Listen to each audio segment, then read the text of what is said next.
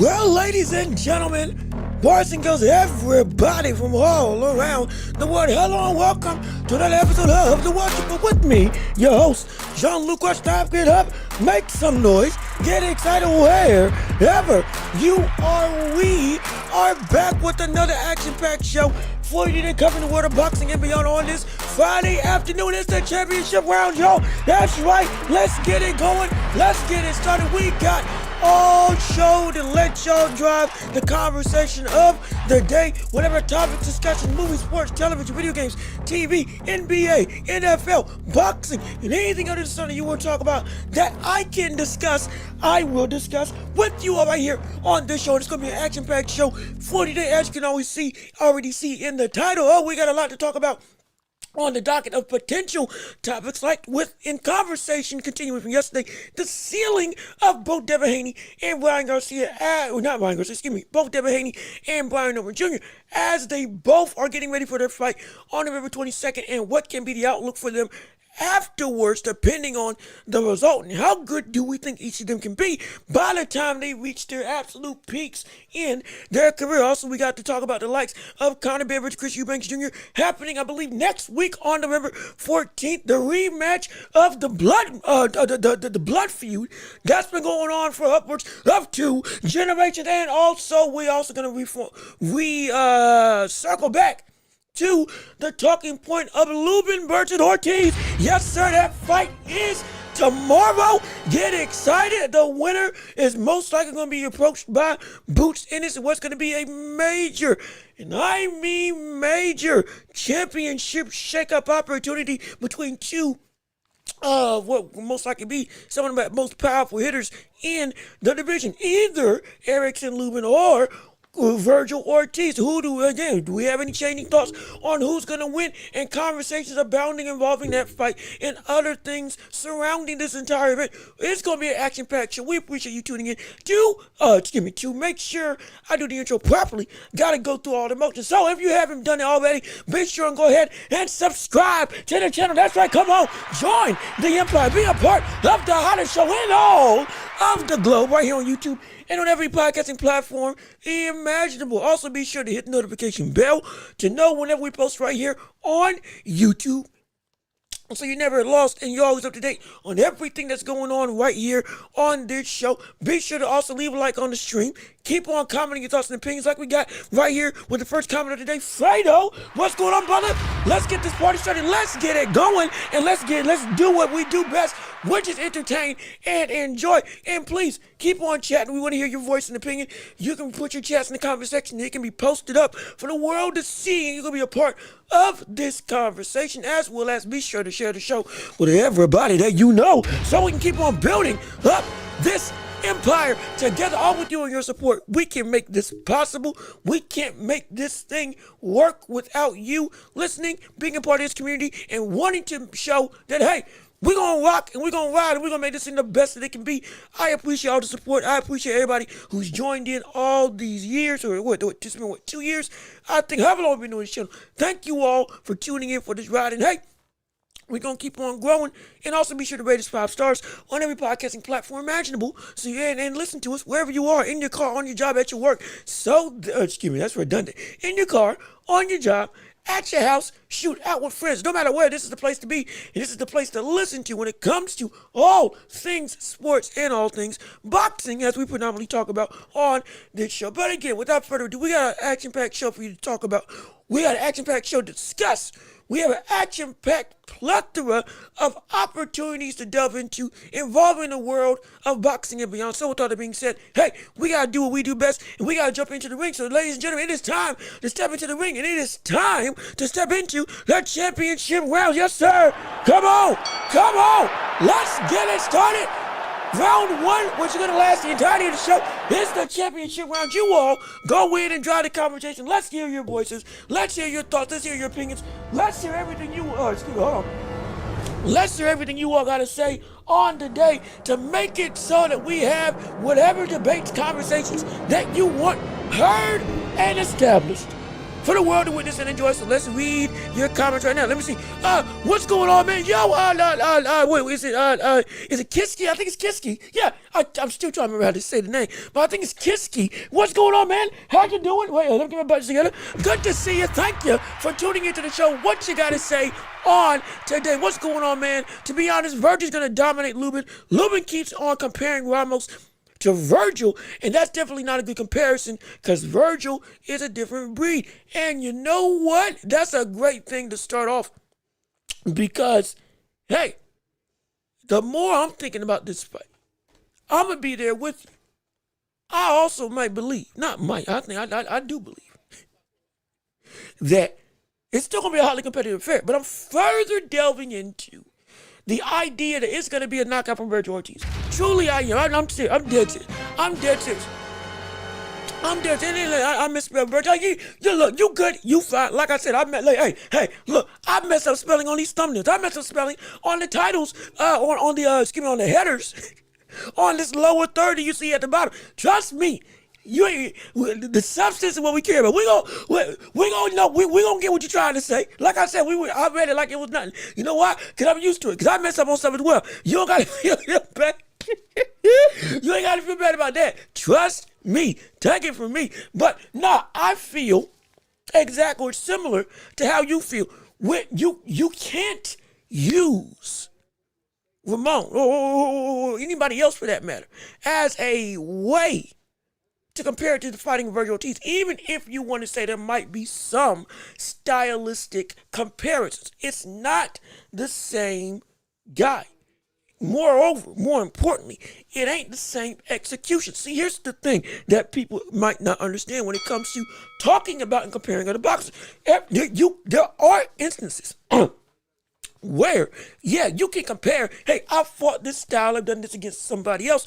Okay, it would make sense that I've dealt with this so I can do it against this guy before. But at the same vein, there is a different level of execution that at some threshold, you can't use that as the end-all, be-all. We'll use Canelo Alvarez. Canelo Alvarez has fought against the likes of Terrence Crawford, or has fought against people who have maybe a style like Terrence Crawford, a boxer puncher, somebody who can be, lanky and long, but also is a good counter punch and all that stuff. But the execution was completely different, and the mind behind the engine was completely, again, as we saw, outclassing to a degree that we had never seen Canelo outclassed before. At this prime, you couldn't use anybody else to compare and say, oh yeah, you can fight Crawford and beat him, or you can use this as a means to train and work with Crawford, even the likes of Boots Ennis. You know why? Because Boots ain't Crawford in the ways that matter most, and more importantly, Boots is not the executioner from the standpoint of doing said things in the ring. Now, calling him Bernard Hopkins, though again, I would have loved to see that fight. But regardless of which, the way he goes about doing, you can't compare because it's so different. Virgil, in this context, is of that caliber. I'm not putting him at the threshold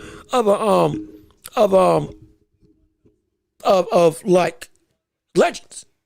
I'm not saying, oh my gosh, he's a different breed than anybody else, and he's already the best in the world. I'm not saying that, but I am saying that in terms of at 154, there is a marker of demarcation. There is a line of cutoff. There is a bar. And once you cross that bar, you can't use other people as a true litmus test of, yeah, I can beat him because he's like XYZ. Virgil crosses that bar. Lubin better not think that like that coming into this fight, lest he get knocked out. Genuine. Let me see, round 6 or 7, body shot, knockout minute. Hey, I'm saying he's going to get knocked out to the head in round 11, but regardless of which, the sentiment's the same. The sentiment is the same. Most people are going to have him knocked out. Now, the reason why also I haven't made a knockout is because in light of what happened the last time Virgil Ortiz fought against Madrimov, again, somebody who's now going to be more, not just aggressive, but more so on the front foot. Meet him in the middle. He can be slick in terms of Lubin. He can be, defensive. He can use length. He's got, he's got a bunch of great attributes, absolutely. However, biggest thing about him, he's going to meet you where you are. Because that's where he wants to be. He wants to be in range to do damage. Not just in range, just to box. Stay out the way. That, like I said yesterday, falls perfectly into what Ortiz loves to do. Hence, you can't execute like him on the inside, and Ortiz has been able to show the patience and the IQ to not just back you into a corner, but to also cause you to be pushed to a level that you don't want to be. Moreover, like I said yesterday, be pushed back when you don't want to be pushed back. And you don't think you're getting pushed back, but you inevitably are. Because he's got that smart of a pressure type style. And he executes it. Oh, so what? He executes it so well. Absolutely. Let me see. Virgil Lubin undercard absolutely stinks. We need a Kid Austin versus JoJo. Yeah, and I'm not gonna lie. I wish that fight was still going on. I hate the fact that fight ain't. I hate it in him. I hate that Floyd Schofield ain't fighting JoJo. I needed to see that fight. I was so excited to see that fight. Now this card's looking a little bit thin. It's going to be hard. With all due respect to everybody else on the card, it's going to be hard to get up to want to invest some time in watching this thing with everything except for the main event. Because it was supposed to be a double header. Schofield showing what he was able to do off the backs of what he did to Tevin Farmer, then going through being able to bang, potentially put out JoJo. Next thing you know, that further implicates him into an opportunity to fight the likes of Floyd Schofield, which I would have loved to see. We still want to see that fight. Still want to see if Schofield is indeed at this level from the standpoint of that fight with Tevin Farmer wasn't just a fluke, though it was impressive that it was, he's this good now. Sadly, he had to pull out, but man, I hate it. I do hate it. And this is what, and off note, this is what the second or third time that Schofield's had to pull out of something. I am not saying that it's going to hurt his stock, but I am saying the sentiment surrounding some of the boxing ethos is, hey now, brother, what's going on? First it was we had season, now it's this, and then it's gonna be, hey, we starting to get, we don't want this to become a pattern. Some people are already getting antsy and frustrated. Now that might be jumping on a little bit too early. But as we've seen before, per the words of Sam Goodman, you don't want to be pulling out of fights often, even if it's with situations that are somewhat out of control, because fans will get frustrated. They will. Why invest time in somebody that ain't never going to be in the ring? Something's always going on. I don't want that sentiment happening to him, but that's what can potentially transpire. Regardless of which, just side note to think about. I have to keep on going for it. But yeah, man, I wish we had seen that fight go through. Cause man, that would have been good. Let me see. That's see, right here. What do you mean? That's Kid Austin as usual. He always pulls out a fight. See, you see? This is the danger. Hey, I was just saying. This was the danger, and we're going through and we're saying Floyd Schofield, Kid Austin, the brother. I don't care what nickname you call him. The man is garnering a reputation that we don't want. Again, boxing fans are fickle. That fickleness bleeds into what's the word? Patience. The fickleness bleeds into patience. We don't want, well, I won't say we. I'll say there are sectors of fans that don't want to wait. They ain't got time, nor the empathy, compassion, whatever the word you want to say, to give somebody an out. Hey, you pulled out the fight. See, quitter. But I ain't want that smoke. All that mess. Rah, gets used against him. Then if it becomes a pattern, even more fervently, you can't trust the butt. But I ain't never gonna fight. You can't. Every time something gets announced, guess what? You don't. If you're gonna bet, don't bet until the day he steps in the ring. Until you see him step in the ring, because you can't trust him. Don't even negotiate with him. You know why? Because he'll probably waste your time. We don't want that type of sentiment going down with Schofield. But inevitably, That's what's starting to snowball with him. And that can be a problem. Let me see. I think it's more Kid Austin's pops. That's the problem. And with all due respect, you are right. He's a part of the problem. We've talked about fathers in boxing before on this channel. He's a part of the problem. But ultimately, everything falls on Schofield. Everything falls on Schofield. And he's had unfortunate circumstances, absolutely. But that's the issue. Fans don't care. Regardless of who in the world is causing the ire, when the action happens that causes the same outcome, it's going to be held against them. Hey, you didn't want to fight.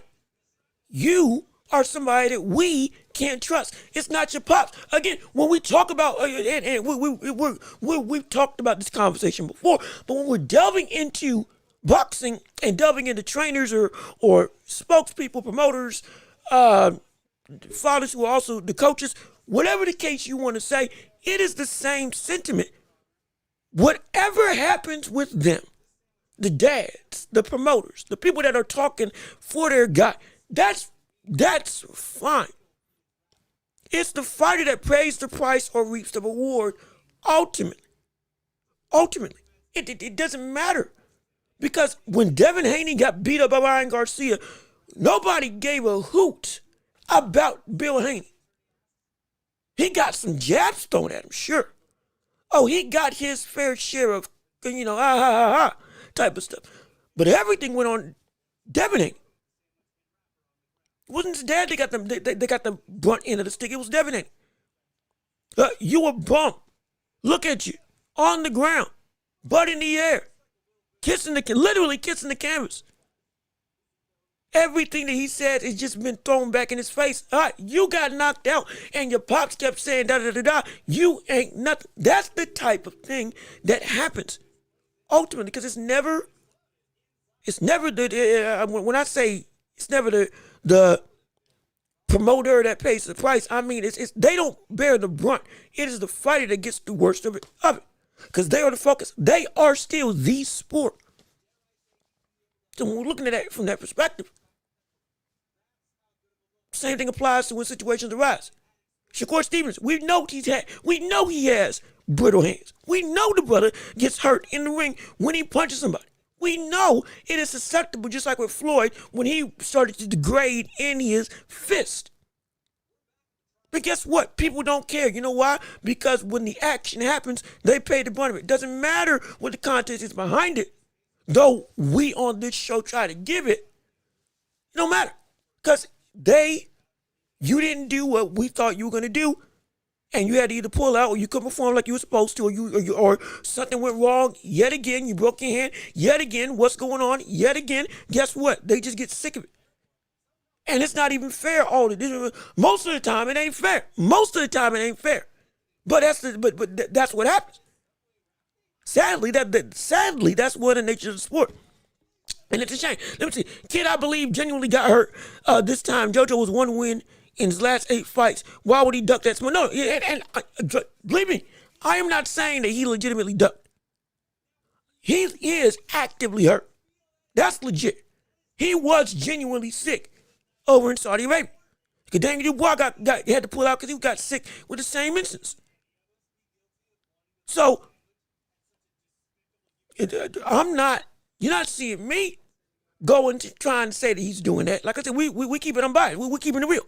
But I'm saying for the wider boxing public, that's why you get these types of reactions. Because most of them, it doesn't matter.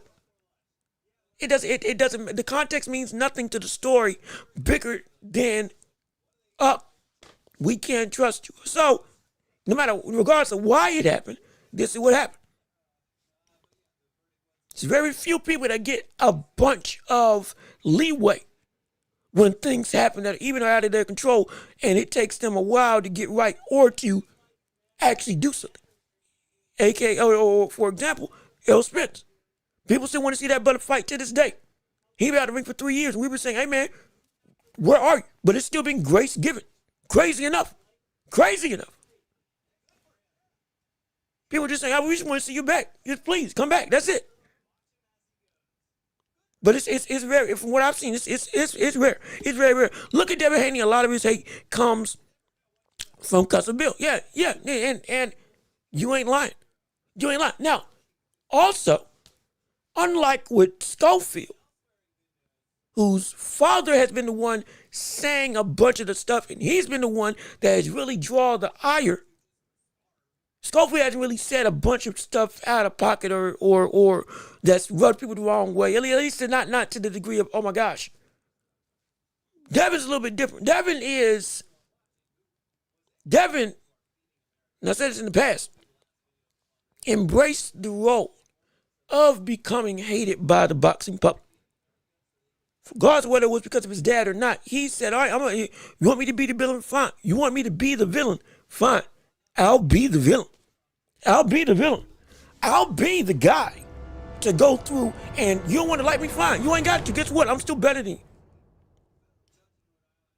Bill Haney is still the mouthpiece that goes and talks that talk. He'll get the fights. He'll do everything right. Haney can train. No issue there. Devin Haney's latched onto that, and he's done it himself as well. Haney is also further pumped up the quote-unquote hate train. Because he said it himself, he accepted the role. This ain't me just saying it. He said, I'll be the villain, fine. I like being the villain. Hey, I made a video on saying that I don't know if Devin Haney is built to be this type of villainous role. Because I'm still concerned with the psychology of Devin Haney off the backs of Ryan Garcia. Now, this fight is going to answer questions about Devin Haney that I've been having for the longest time since that fight with Ryan Garcia and since the fight with Jose Ramirez that doubled down on the on the notion that I've had that this brother ain't got what he needs to be the Devin Haney that we know he can be. If he's fighting like Jose Ramirez, that's a problem. That's a big, or if he's fighting like he did in that fight with Jose Ramirez, that's a dangerous sentiment. And that comes in part because mentally you don't want to risk anything, and mentally you are scared. Not just of the left hook, not just of a punch, not just of power, but of failure. What happens if I lose? He's still taking on every test. I'm not calling him weak. I'm not calling him that he is going and avoiding challenges. I am saying in the ring that Jose Ramirez fight gave me some real concern that this brother might not be as confident in what he is. It didn't help that Bill Haney, who again, he said this himself, I'm paraphrasing, he said this himself on Showbiz the Adults podcast, when he came on as a guest with him, he made the game plan for Bill Haney to strictly get out of Dodge and not risk anything because he didn't want to potentially get clowned on the internet. His words, not mine. He made the game plan to further keep Devin Haney away from danger. Which in part we were all saying, hey man, we already think this man might be afraid to get hit. Since that fight with Ryan Garcia, that type of game plan only exacerbates the mental psychology of Devin Haney in the negative. It only pushes the limits of, can I really trust him? Or excuse me, can I really trust my ability to fight like the old me? Is this how I need to fight from now on? Do I need to be afraid and fearful of getting touched ever again off the backs of that fight with Ryan Garcia? I got the win. I outboxed Jose Ramirez. He couldn't touch me. I could jab and move and get out the way, and nothing fazed me. So this might be what I need to be, because I can't risk getting caught again. That is not the Devin Haney that we knew, who became undisputed champion, who went toe-to-toe with Lomachenko in one of the fights of the year. I don't know if it won it, but it was one of the best fights of that year, bar none. The one who knocked out Jorge Lawrence after coming back from getting robbed. The one who became undisputed. The one who fought Kambosos, which, again, I'm not saying Kambosos is an elite, great fighter, but went over to Australia twice to fight him and beat him. And you box like that In a way that I could have seen you box against Jose Ramirez, but you didn't. You fought scared. You fought timid. You fought fearful. You fought very much so conservative because you were trying to preserve yourself and win with the least amount of resistance possible. And not actually box like we know you can box. All of that was propagated by you mentally don't have the same outlook on what you are as a fighter and what you can take as a fighter. That's what I'm concerned with. And now you're bringing that into the fight with Brian Norman. I'm not saying he's gonna stay like that, but it's a concern of, hey, have you moved on from that? And is Bill Haney gonna trust Devin Haney to be able to actually fight like Devin Haney and make a game plan that accentuates the best aspects of Haney rather than trying just to only show and only use the defensive conservative aspect of him? Again, he won the fight with Jose Ramirez off of the one half of the sweet science equation. Not get hit. But he forgot the sweet part. Getting hit. He won with the science, but he forgot the sweet. The sweet part is hitting somebody. Not getting hit is a science. But you got to have them both. You got to have them both. You have to have them both to win. Especially at this level, you got to have them both to win. You have to have them both to win. And we're scared he doesn't have the other equation because he's scared to use it, at least in my estimation. But let me keep on reading what you all got to say. Norman been dropped a few times. He has. He has. I believe. Well, hold on. Wait a minute. Hold on. Let me fact check that. Let me. Because I want to. Hold on. Wait a minute. Wait a second. Hey, look at this. Let me validate that. Let me validate that real quick to make sure.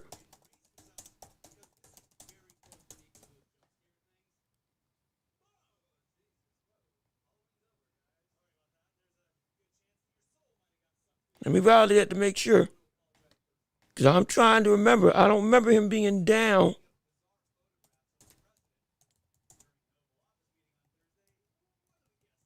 Let me look that up. I ain't going to speak on something that I don't have aptly recollection for.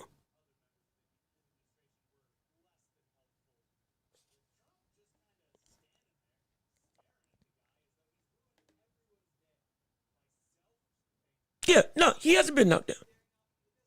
I was going through the fight. He hasn't been knocked down against Stanlini. He wasn't knocked down against Jin Sasaki. He wasn't knocked down against I'm going back throughout his entire career. I'm trying to make sure he got knocked down. I don't think he got. Yeah, no, he ain't get knocked down. He knocked out Stanlini. Figueroa. Bakachi ended in no contest. Unanimous decision, was knocked down. I'm going back to like 2018. Knockout. Unanimous decision, knockout. Opponent was down around 8. Opponent down around 6. Opponent down twice. Yeah, no, he ain't been knocked out. Or he hasn't been knocked down. He hasn't been knocked down in his career. He has. I'm looking. But he ain't been, from what I can find, he ain't been knocked down in his career. Brian Norman has not been knocked down in his career. Now, with the way that he fights, is a testament to how much he's been able to really, have a good chin, because this brother fights aggressively. And he ain't fought. Again, Stanley being one of the better wins he's had on his resume. That brother can also swat. And so, it's, hey, I don't think he's been knocked down in his career. I don't believe. But let me keep on reading what you had to say. Brian has been knocked down before, specifically in the first title defense against Jalenci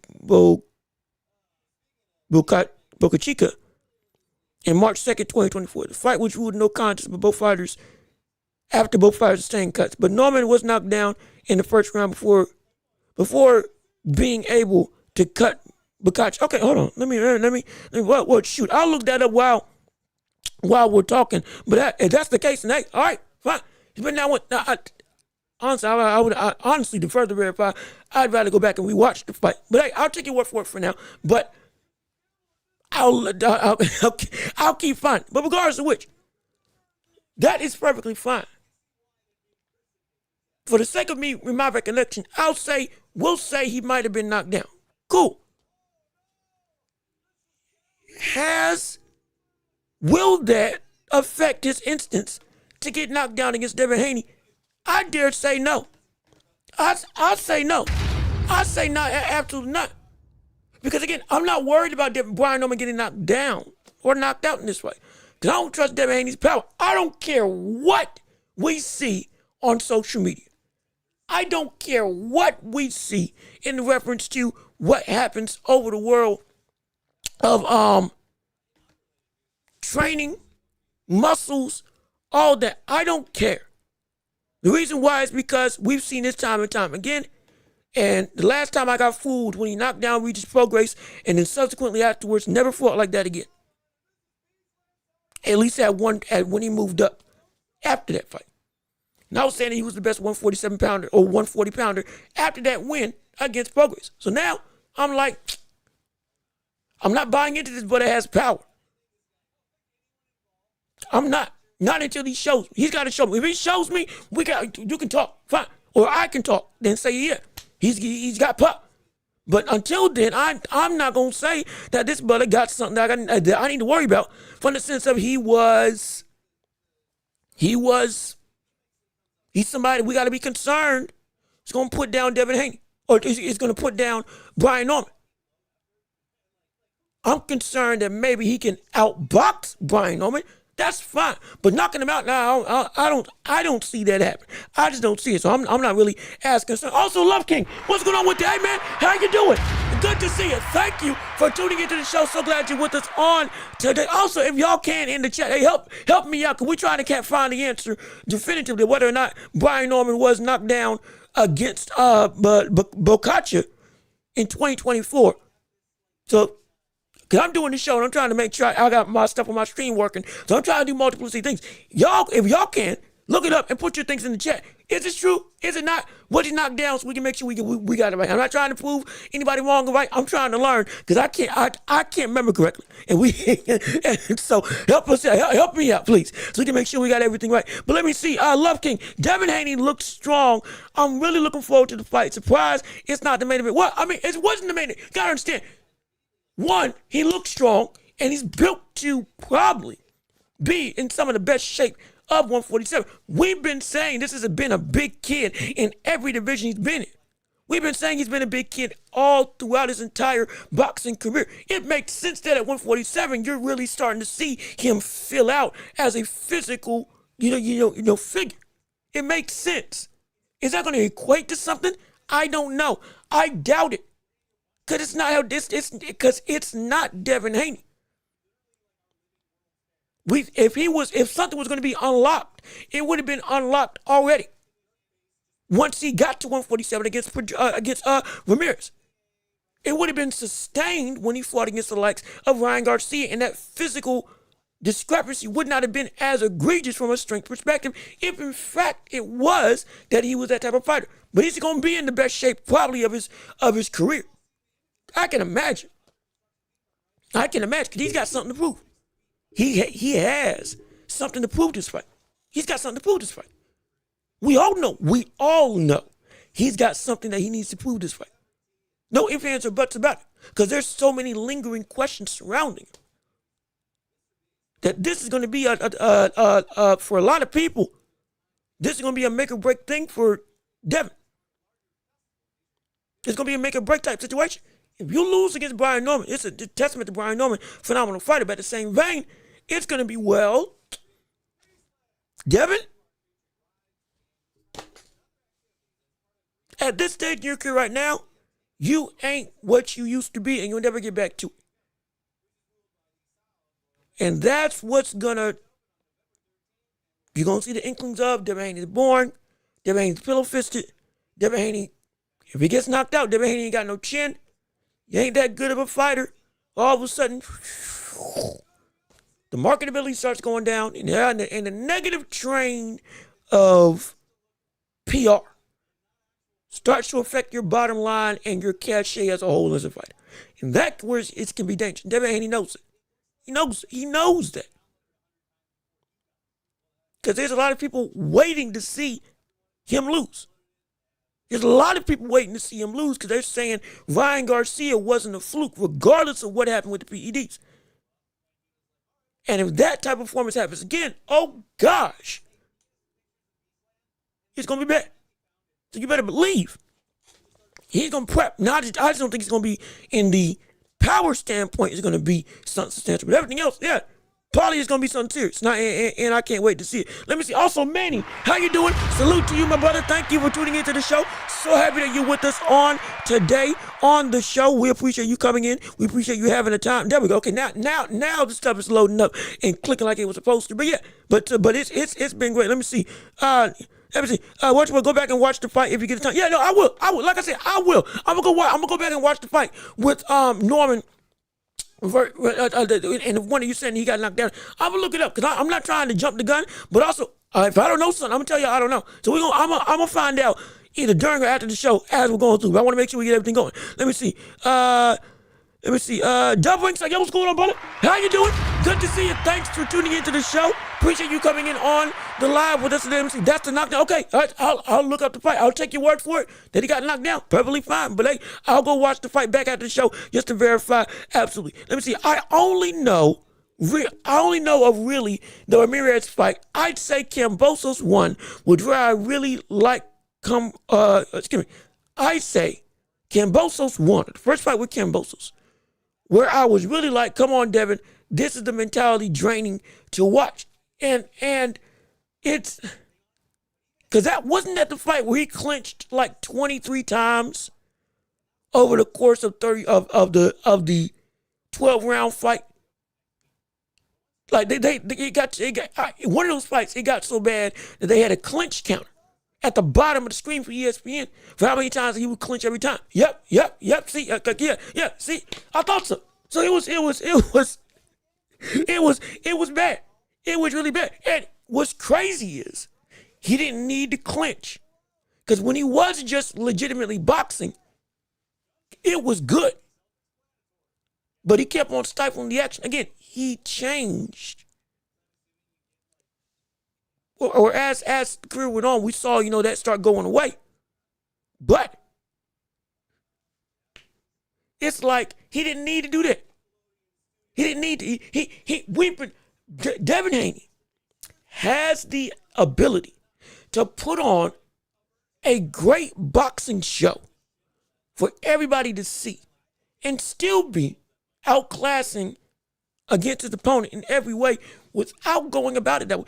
He falls in the similar vein that I was saying that I didn't like Shakur doing with his career.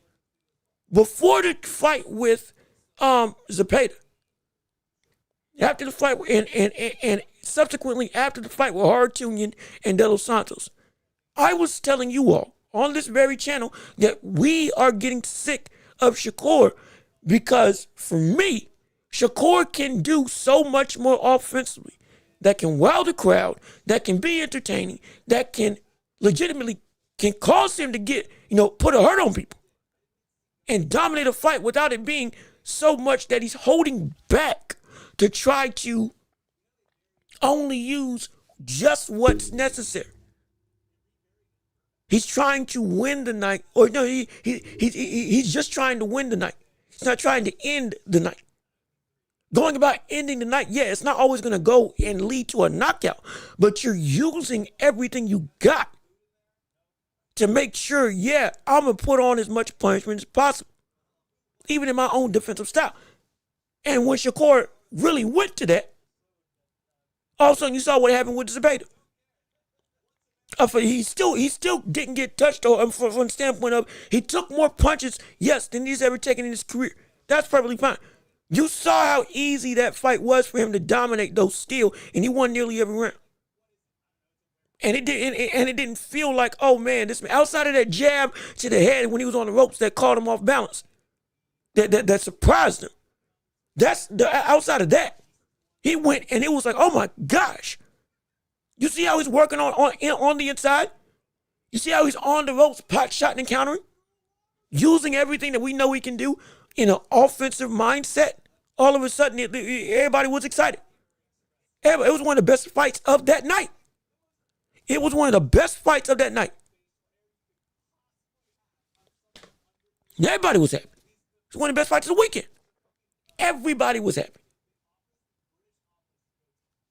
That's what we know. That's what I can see Devin Haney do, but he just doesn't. He just doesn't. And it's a shame. It's a real shame. It's a shame from the standpoint of he can do more. I know he can do more, but in this situation, he, because of up here, mentally, I think he's being held back. Because he doesn't want to risk something to go wrong potentially. But if he gets out of that mindset, I think he can be something insanely special. Insanely special. Let me see. Norman Sr. talks a big game on here constantly, every day. He's on the channel. Yeah, he is. He is. And crazy enough for him, Brian Norman sounds just like his dad. he sounds just like his dad. He sounds just like his dad. And because again, Bill Haney, Schofield's dad, T.O.'s dad, Brian Norman Jr.'s dad, they're all doing the same thing. They're all doing the same thing. They're all trying to get their fighters and their sons in the best position to get a major fight. They believe in them absolutely. But they're gonna talk a game. They're gonna talk. I'm gonna say that Brian Norman I'm gonna say that Norman Sr. might have been talking a little too much. Because he had something to say in regards to Devin Haney and his ability as a boxer, giving out some of the plans. And I'm like, hey, now you might not want to do that going into the fight. Talk about how he's a marcher. He marches in the ring to get in rhythm. And if you can stop that marching, you can stop that rhythm. You can stop that tempo. You can stop that comfortability. You make him have to stand at attention instead of getting in the rhythm of 1-2, 1-2. All of a sudden, he can't box like he wants to box because he ain't got the rhythm to do and get into the timing of his opponent and for himself.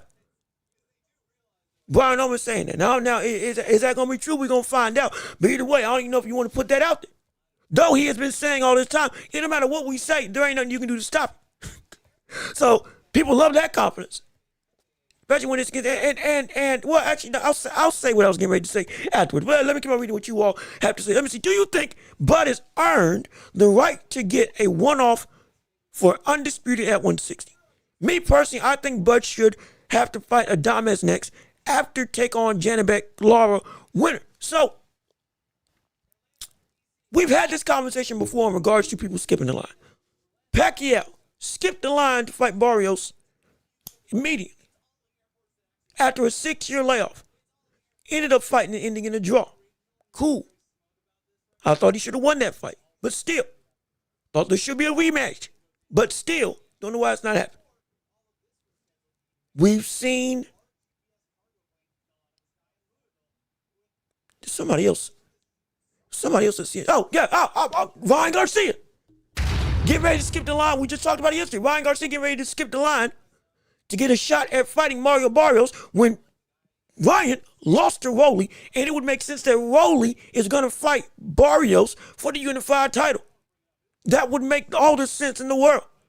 Why is the loser of that fight getting a championship opportunity and the winner is still on the sidelines waiting around 6 months, 8 months, however long he said he was waiting for somebody to make a decision and then nothing happened? Yep, so you're doggone right. Skipping the line is bad. However, there are certain instances where rules will and can be broken. It ain't often, but doggone it, it is substantial. But you got to be of a different caliber. Because it's Terrence Crawford. That is the only reason why it would be okay. And here's why I said it. Because when Canelo, when he dominated 168, became undisputed, got to pound number one in the world, and was indeed the biggest man in the sport, he went up to fight Sergey Kovalev. And took the belt there and then went back down.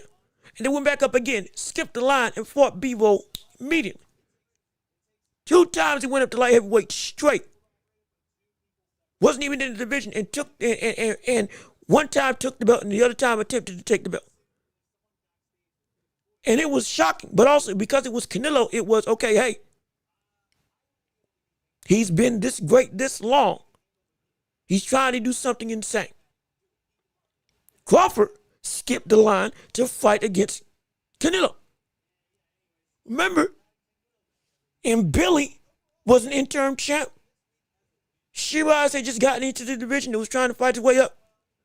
There were, though he had already cleaned out the division, there were still some people that were elevated above him from the standpoint of in the rankings. He had a couple interim champions that he could have fought. He had a couple mandatories that were lined up. But guess what?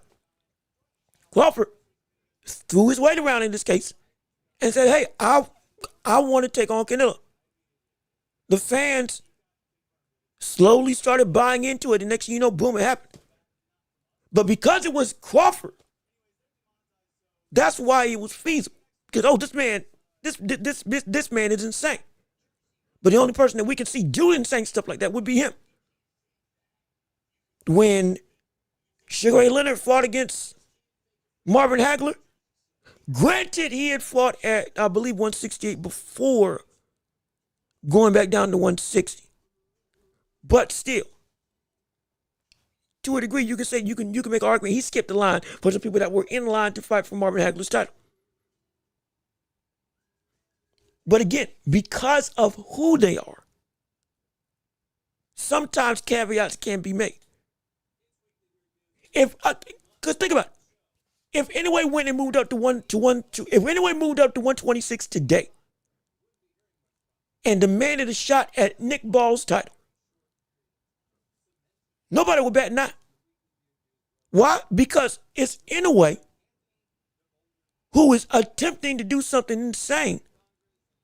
And against everybody else in this division, it's already seen as, hey, I'm the man. I'm it.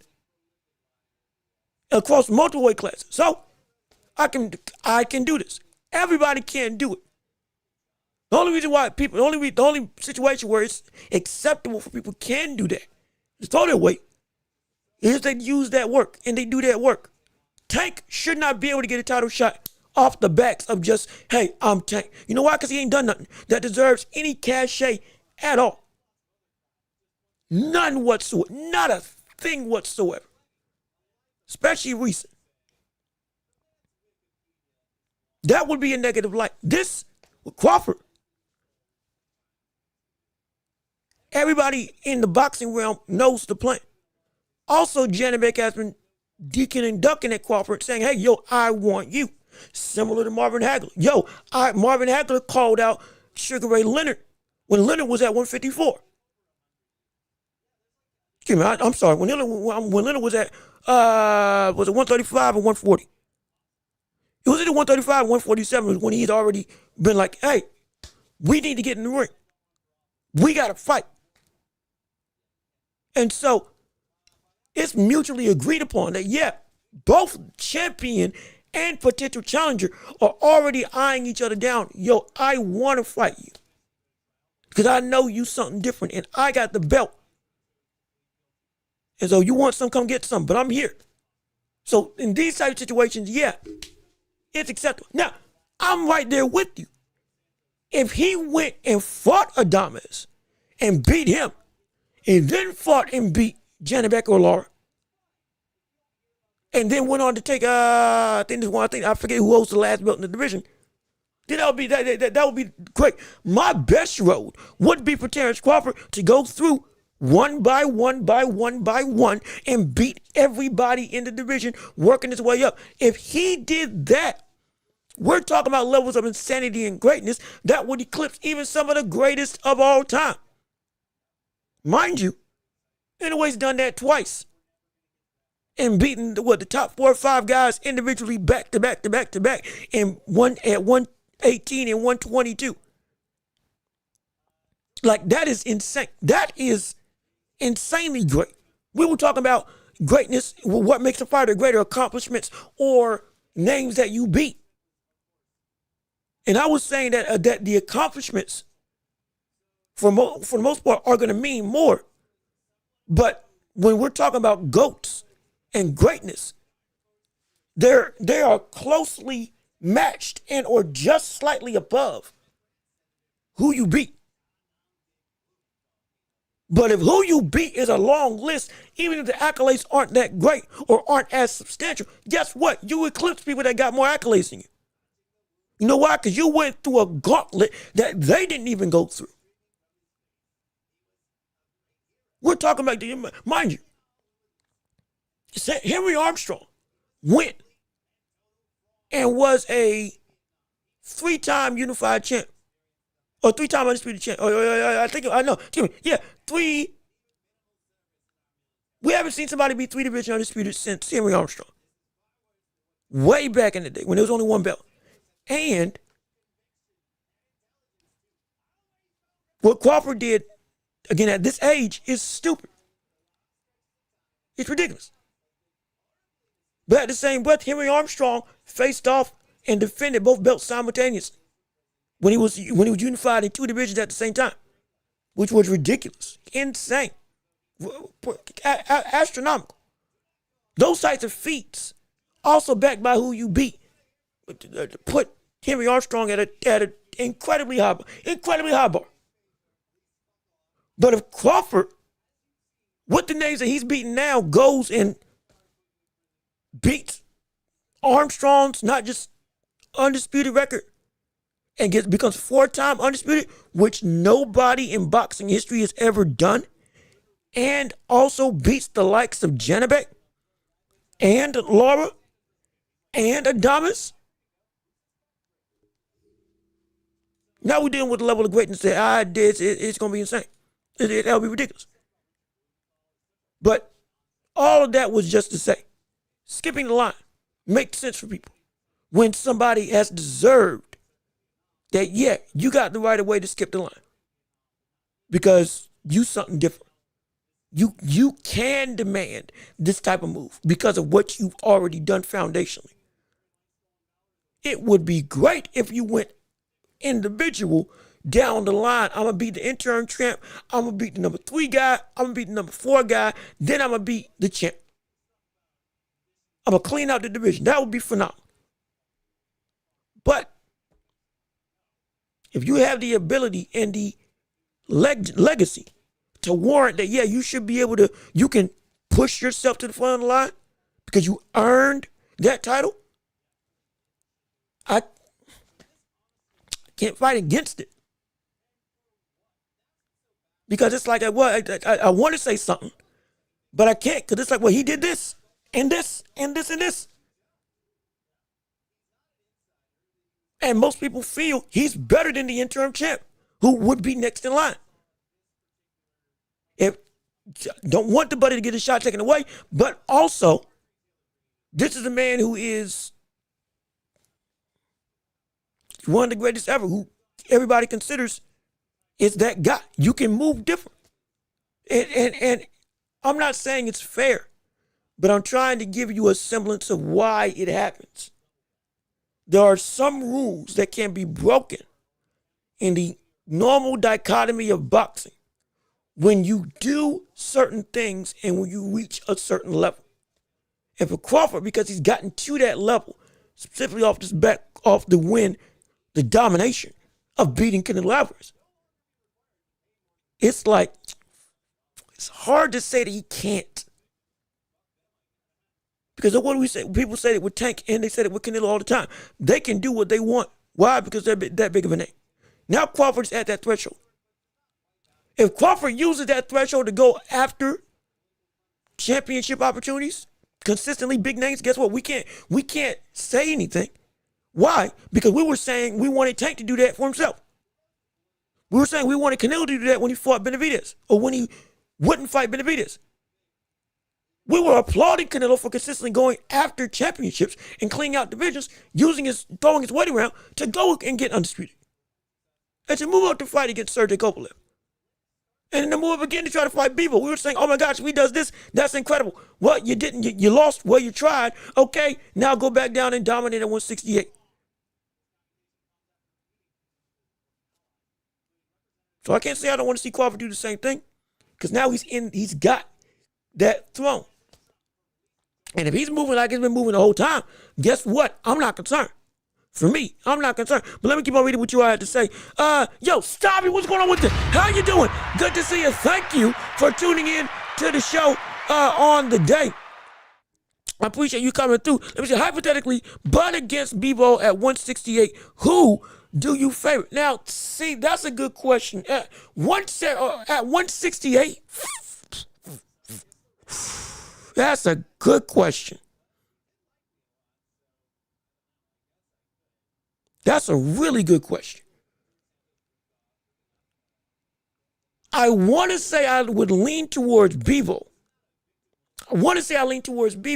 But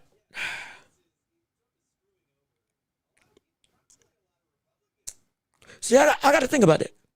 Why? Because the last time I saw Bebo against somebody at 168 or a 168 pounder, it was Canelo. And Crawford ain't Canelo in the slightest. I haven't really thought about what that type of matchup would look like if they faced off against each other. Now, I've been saying that if he fought him at 175, I'd probably take Bebo, because at that point in time, that type of size difference would be something substantial. At 168, though, if Crawford is still that fluid, dang, it might still be Bebo. I think at that point in time, the boxing ability added on to that amount of length would just be too much. The power I'm not concerned about, but it is if we are going to say that Madrimov was the hardest fight that Crawford had in his career, Bebo, he's not Madrimov at all, but he's better in every way. And he can move like some of the best boxers in the world. He's one of the best technical boxers that we have in the landscape.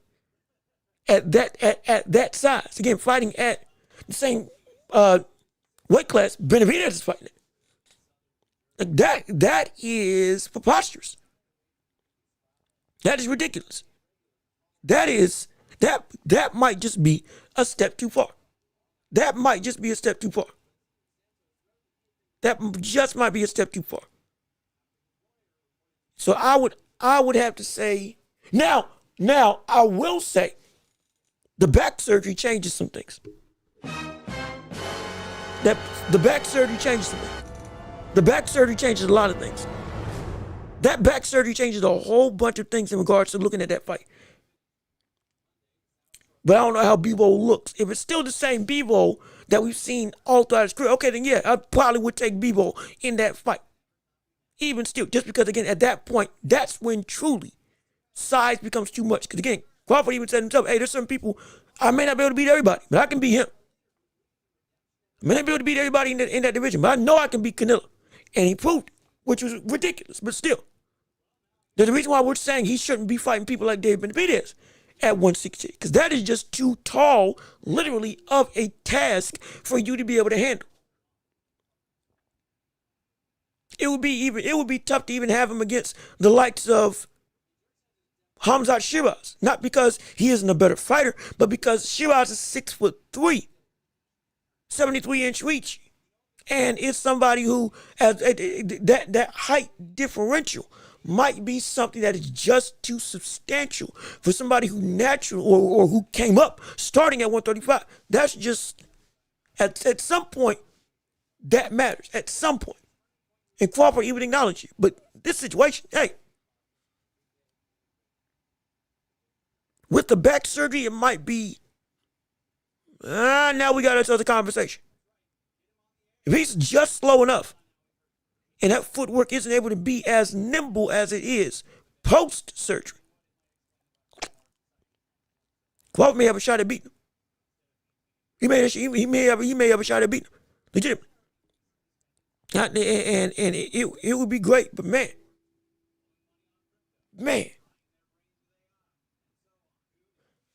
But at the same time, hold on. Hey, look at this. Hold on. We got some problems here. At the same time,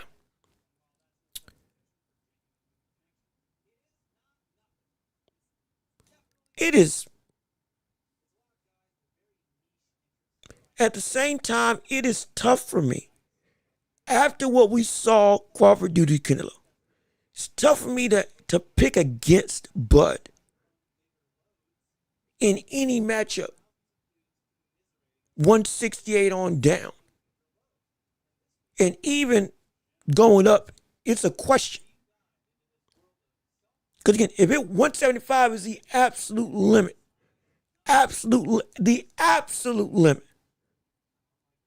But even with that, he's garnered such a reputation that any of those fights in or under his vicinity are legitimately, you have to at least talk about it as a possibility. Hey, he could just pull this off.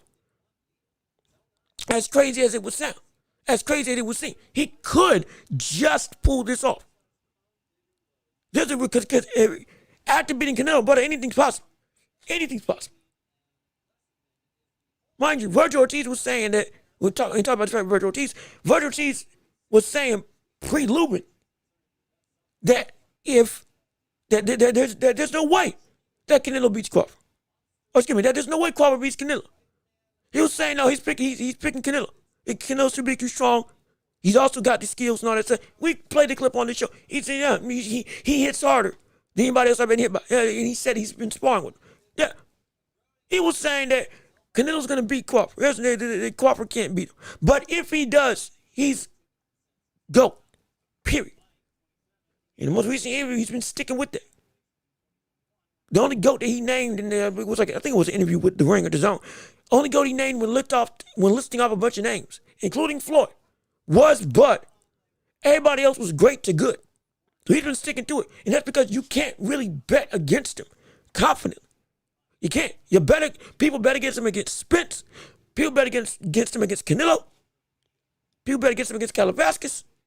People bet against him against Ricky Burns.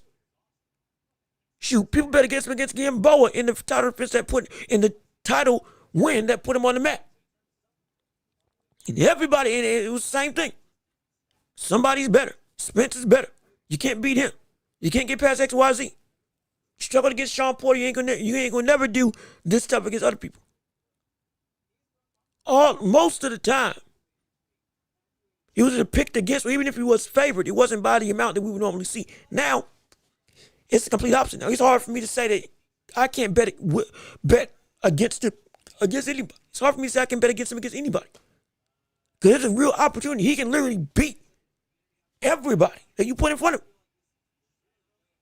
At least the notion, even at the upwards of 175, which again is still an incredibly lofty goal. And he said himself, I'm not going up there.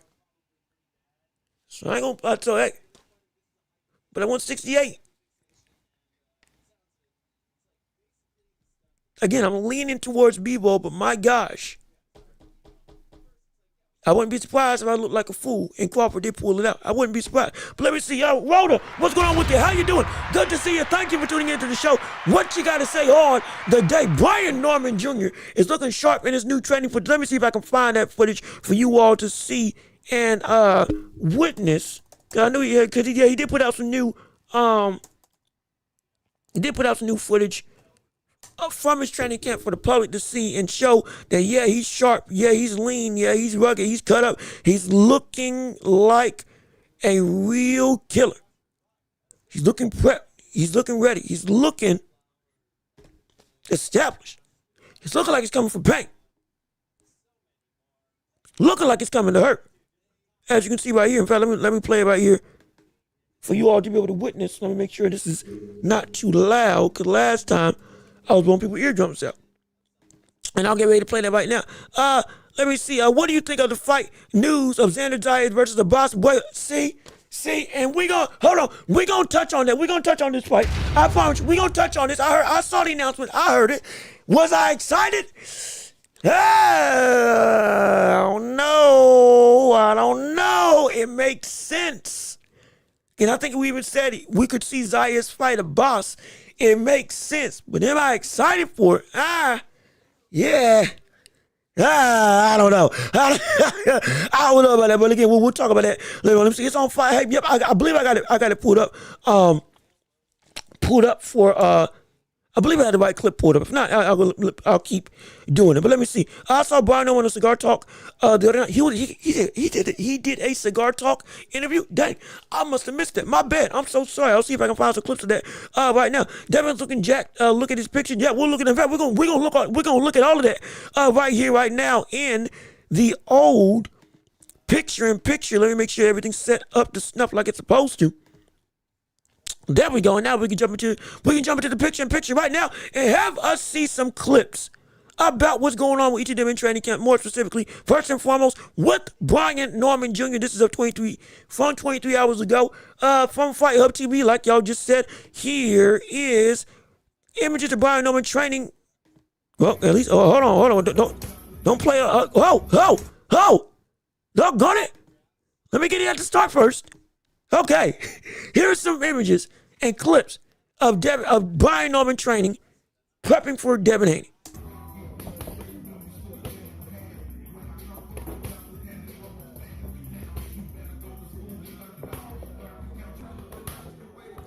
And very much, he looks sharp. And I love the sound of those punches. Everything looks like it's intentional. Everything's deliberate. It's a focused attack predicated on setting up major shots to do damage. And then he looks in phenomenal shape as well. And that's good, because one of the things that was a question was the stamina issues, or potential stamina drain of Brian Norman. If he tries to go for the knockout, if he tries to press Devin Haney with the movement, and Devin Haney going to be hard to hit, will he gas himself out trying to really go for the KO? And it's looking like he's gonna be well and good prepped to be able to handle anything that Devin Haney brings his way. We'll have the stamina to stay for however long he needs, which again is very good. But let me keep on reading what you all got to say, because I want to make sure I don't miss nobody's chat. He looks very fast in the new training footage, and like I said, he looked good. He looked sharp. He looked quick. I loved it. There was a little bit of some off mid, it wasn't flush, but the intention is deliberate. That's what I'm focused on. What are you trying to set up? What are you trying to work on? How is it? What are you trying to use as a means of your destruction? Which that's what I'm excited about. Let me see Al Booger. Also, Al Booger, what's going on with you?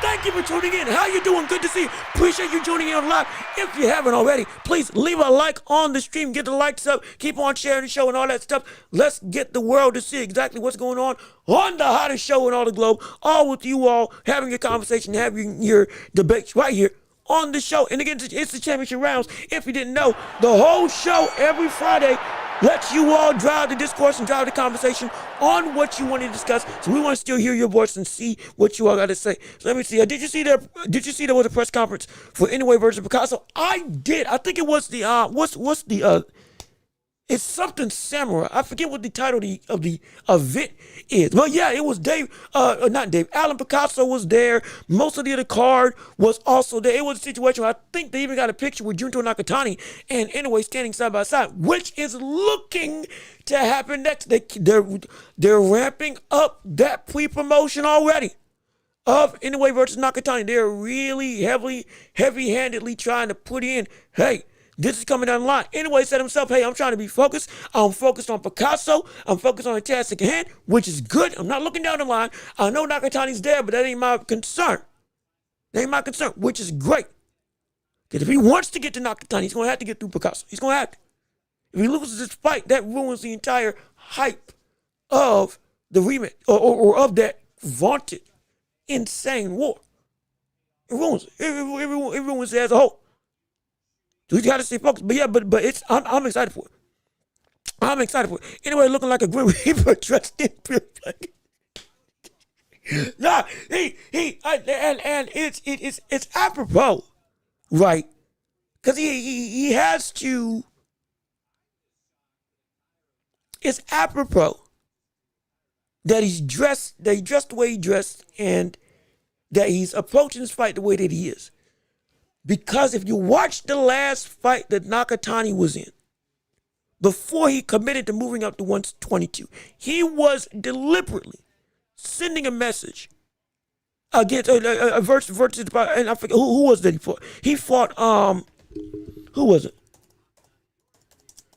Who was the brother? Because the last brother Nakatani fought, he went and he got the fight stopped, and this man was landing bomb. It was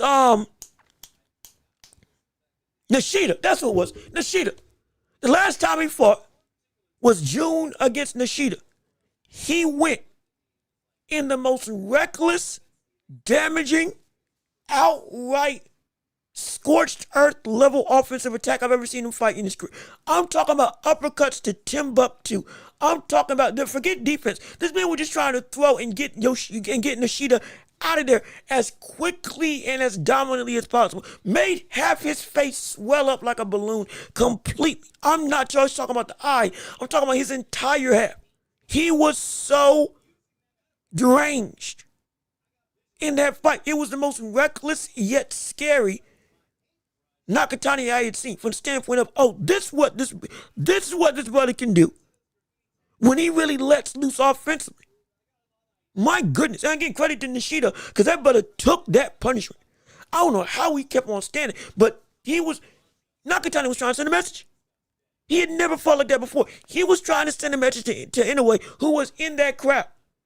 He was in the crowd. Again, I'm telling you. He was trying, this ain't me trying to read into it. Literally, go back and watch other Nakatani fights. He had never fought like that before against any opponent. From round 1 to round 6, it was nothing but complete domination at an offensive degree that was completely uncapped. Forget even trying to set stuff up. This cat was just throwing straight up bombs for 6 straight rounds like he's thinking Joe Frazier. It was the craziest thing. It was one of the craziest things I've ever seen. And in a way, understands I gotta show him, okay, we running that game. We running that game. He is deliberate, yes, in trying to get the win. No question. But he's also deliberate in letting people know, hey man, this ain't what you think it is. This ain't what you think it is. This is real. And I ain't just some fluke, this is a pushover. Brother, you coming in like that, you gonna come in for some pain. Go ahead and try that. I'll show you what I can do. That type of thing. He's got to send that message because he understands the op is watching and watching attentively. Very much attentively. So, yes. Oh man, I can't wait. I can't wait for the car. I cannot wait for the car. Let me see. Did you start watching? Yep, I did. The Haito Susumi. I went back and I watched his highlights, and I'd actually seen him before when he fought against it was a Quasi. Is it Quaiso? I think that's how you spell his name. I forget. I think it's Ashford. I think that's how you say his name. And that fight we had actually called or seen on one of our live streams. I forget which card it was on, but we had actually seen it, and I completely forgot. Nah, you right. That man. Now there's still some stuff I'd love to see him work on. Absolutely. But he has not just pop, but I love his inside work. I love his inside work and pressure. Oh my gosh. Oh my goodness. Yeah. I get what you're saying now about this man can be the future of his division. Yes. Yes. Hey, now, he's still got some things he's got to work on. There's still some instances in lieu of getting the stoppages that he's getting called a little bit too much. Defensively can be a little bit more sound incoming forward, a little bit more pre-anticipatory at times when trying to walk down his opponent. But, he has the goods. He's got the goods. And I see it now. I can't say, I see it now. So, oh man. Yeah. Nah, Haito and Raito, they serious. They both of them. But Haito, I saw one of the things I liked about him, and I hope he really hones in on this. He has a left hook. Or is it a left hook or right hook? One of the highlights I saw was he traded with somebody with a short. I'm talking about a short hook. Dumb short hook. And this was a fight over in Japan. A dumb short hook that he threw. in trading with somebody that put somebody flat out. And it was so quick, it was so quick, and it came so subtly. I almost missed it. I had to go back and rewatch it. In fact, I missed it twice when I was trying to see how the water this brother got put down on his back. And I was like, oh, shoot, this man is tight, compact. He can go through and he can punch, not just at multiple angles, but it's pop without having to load up. And if he can match being able to trade like that, consistently, oh gosh, I'm fearful for whoever faces off against this brother once he starts elevating his talent, as he's already doing. He's good. He's good. I love him. I love him. I love him. I can't wait to see how he keeps on going. Hopefully, he keeps getting on these Ring Magazine cards. But I'd love to see how it's going, because he's the truth. He's legit. He is legit. I got to give you props for that. Let me see. Zayas, any playing around? He is unifying the belts very quickly. Now. We can talk about the boss fight now. Also, Deborah, which is just behind the scenes of the screen. What's going on with you? How you doing? Good to see you. Thank you for tuning in to the show. I almost missed you. I'm so sorry. I almost missed you. And we're bouncing around too much. Hold on. The Zayas thing, we do have to cover real quick. I found the images of Devin Haney, because I know we had brought up that we were going to see what these people look like. Here you go. Let me show them to you. Let me show you the physique. Let me show you the body. Boom. This is what Devin Haney looks like right now as a boxer in preparation for the fight at 147. Look at it. Wow. Wow. Oh my. He's so swole. He's so strong. He's so lean. He's cut up. I dare say, of all the times that he's looked dehydrated in his career, thankfully this ain't one of them. This looks phenomenal from the standpoint of a fully flushed out fighter. We see the veins. We see the fullness in the muscles. We see the hydration. We see that it looks like he's going to be more than prepared, at least from a physical perspective. Now, again, like I said before, I do not know if this muscle is going to translate to legitimate strength and power.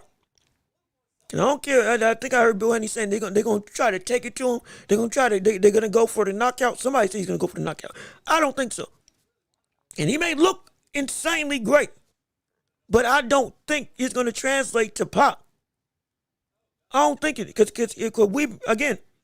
I've been fooled before, and I ain't getting fooled again. You got to show me that you got some crack. You got to show me that you got some that you can do some damage like that. Because right now this body isn't fool's gold. This is real. He's gonna be conditioned to fight for 12 rounds. Probably gonna be strong. This could be the best physical version of Devin Haney that we've seen. No issue. That don't mean that you're just going to come through and be able to just crack people left, right, and center all of a sudden. Because again, every time you moved up and I thought you had power, you didn't. I'm not saying power is going to be the reason why you win this fight if you win. But if that's one of the things that people are saying we're going to see happen, I don't believe it up until I see it. Because again, I've been fooled before. From progress, and I am never taking that type of opportunity again. I ain't doing that. Ain't happening to me again. I guarantee you, that ain't happening to me again. Also, we got some new training footage. This old. There is. Stop. Shut up. Stop it. No, this was yesterday. I'm sorry. This ain't new. Oh, excuse me. This is new. I'm so sorry. That is new. Hold on. This was yesterday. This was yesterday. New training footage of what Devin Haney's doing as a boxer, training for the likes of Brian Omichan. Let me see if y'all can't see. I'm just making sure everybody can see it. So here you go. Here's what he looks like now.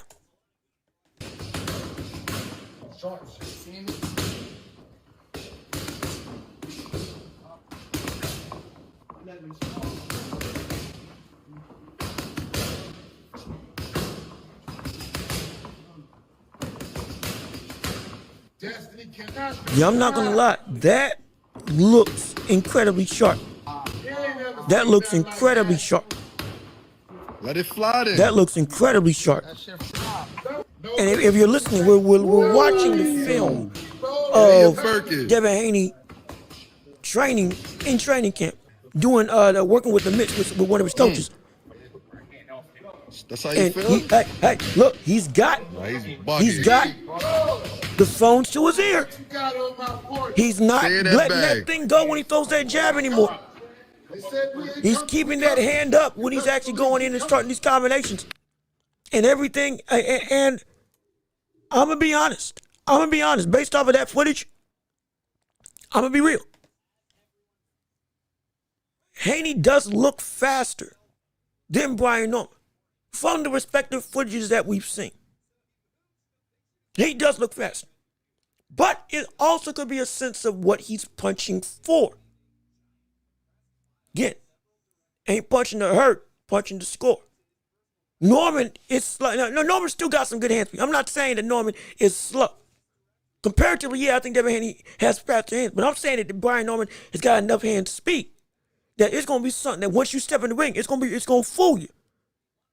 How quick it's actually able to get to you. And it's gonna be enough coupled with this timing to actually be able to tag Devin Haney.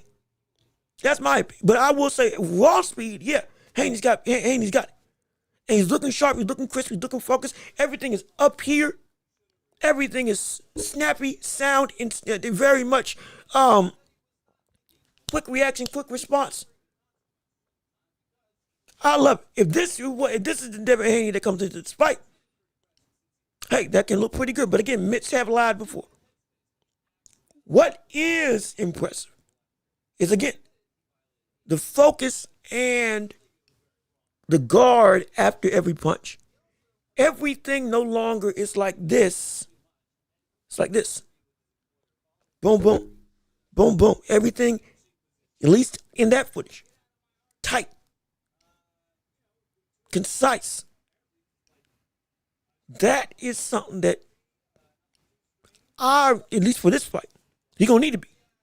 Because you can't take them lunging shots like he did against Ramirez or like he's done against Ryan Garcia and other opponents. Because Brian Norman can stop that, stop you in your tracks if you do that. But if everything is very much streamlined, not just quick and fast, but everything is very tight knit. Leagues help for Devin Haney to be able to mitigate that potential knockout risk. And the combination speed and the combination as a whole ain't bad. Ain't bad at all. So hey, I'm telling you, everything I see, I get excited for with this fight day by day by day. It's an incredible thing. But let me see now, Zayas. Now we can talk about Zayas. Let me see. Is that snack? But see, we ain't doing that. Hey, whoa. We ain't doing that. We ain't doing it. Hold on now. We ain't doing that. We ain't bringing that up again. Lord knows, especially in light of recent events, we are not bringing that up again. Anyway, we gonna let that heat die down before we do that. Let me see. How did that guy fight at 135? That's what I'm saying. How did this man make 135? How did he make 135? That's what made no sense to me. Why was he fighting? He could have been fighting. I dare say, I wonder what it would have been like if Devin Haney fought at 147 his entire career. My gosh, should have had me to rope down like that. That is preposterous. Like I said, this could be the best physical Devin Haney we've seen in his career. Because that man looks great. This version looks great. No, see? No wonder Lomachenko have. And mind you, he came into the fight with Lomachenko probably 150. Rehydrating probably 150. And this is him at 147. He could rehydrate even more the day of the weigh-in. And so, like, when we say weight bully, this is a good example. You fighting at 135, but you can balloon up, walk around to 160. That is, oh my gosh, preposterous, ridiculous, absolutely insane. Let me see. The ring card anyway versus Picasso. Is the card stacked? Night of the Samurai. That's what it's called. So, I was trying to make sure I couldn't exactly remember the tagline, but it's Night of the Samurai. Okay, I mean it's a great card. It's gonna be a phenomenal card, and so if we gonna make sure that we tune in for that, because man, Nakatani and Anywhere are on the card at the same time, and the rest of the card is gonna be stacked with power and talent. Every single card that happens over in Japan has never failed to be worth my time. Has never failed to be worth the money. So I'm telling you. It's going to be worth watching. Absolutely. Let me see. No knockout. Haney must win by decision. I wouldn't. Again, I'm not banking on a knockout. I don't care what the muscles show. I'm not banking on a knockout. I'm never going to do that. Not on Devin Haney. But I am going to say that if he is this much of a focused fighter that will let his own style shine, not be afraid of what's coming back at him, then yeah, this can be a very tough night for Brian Norman. But I still believe Brian Norman has all the tools to hinder exactly what Devin Haney would want to do. I truly do. If I'm wrong, I'm wrong, but we're going to find out. That's why I'm so excited to see it. Let me see. Rising Tiger, oh, wait. Imani Gog is on that card too? Dang, I didn't know. Shoot. That card really is stacked. That card is really stacked. Dang. Shoot. It's got everything. Let me see. The guy that anyway that Junto's fighting is fighting the guy that Junto Nakatani is fighting is a top 10 fighter by Ring Magazine. He ranks 8th in the top 10 rankings. And again, I wouldn't be surprised. Because this is all coming to a head. You can't prep for Inoue by just fighting a regular tune-up. That's the thing. You can't. You have to fight somebody that's of that caliber because you're brother. Brother.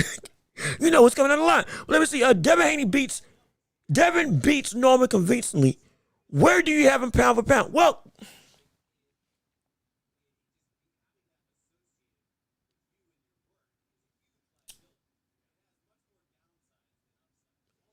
let me think.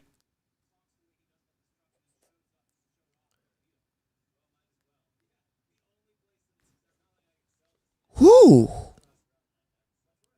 See, the question is, excuse me, would he be on my pound for pound list? And I gotta think about that. Hold on, let me think about it. If he beat Brian Norman, would he be on my pound for pound list in the first place? With that win, I gotta think. Let me come back to this question. Let me think about it. It also just gives me time to answer another question about the Zayas fight. But let me come back to this real quick after I talk about Zayas, because this is interesting. This is an interesting question. It's a good question, but it's something I gotta think about. But I'm gonna think while I'm talking. I'm gonna think about it because I do need to touch on this Zayas question real quick.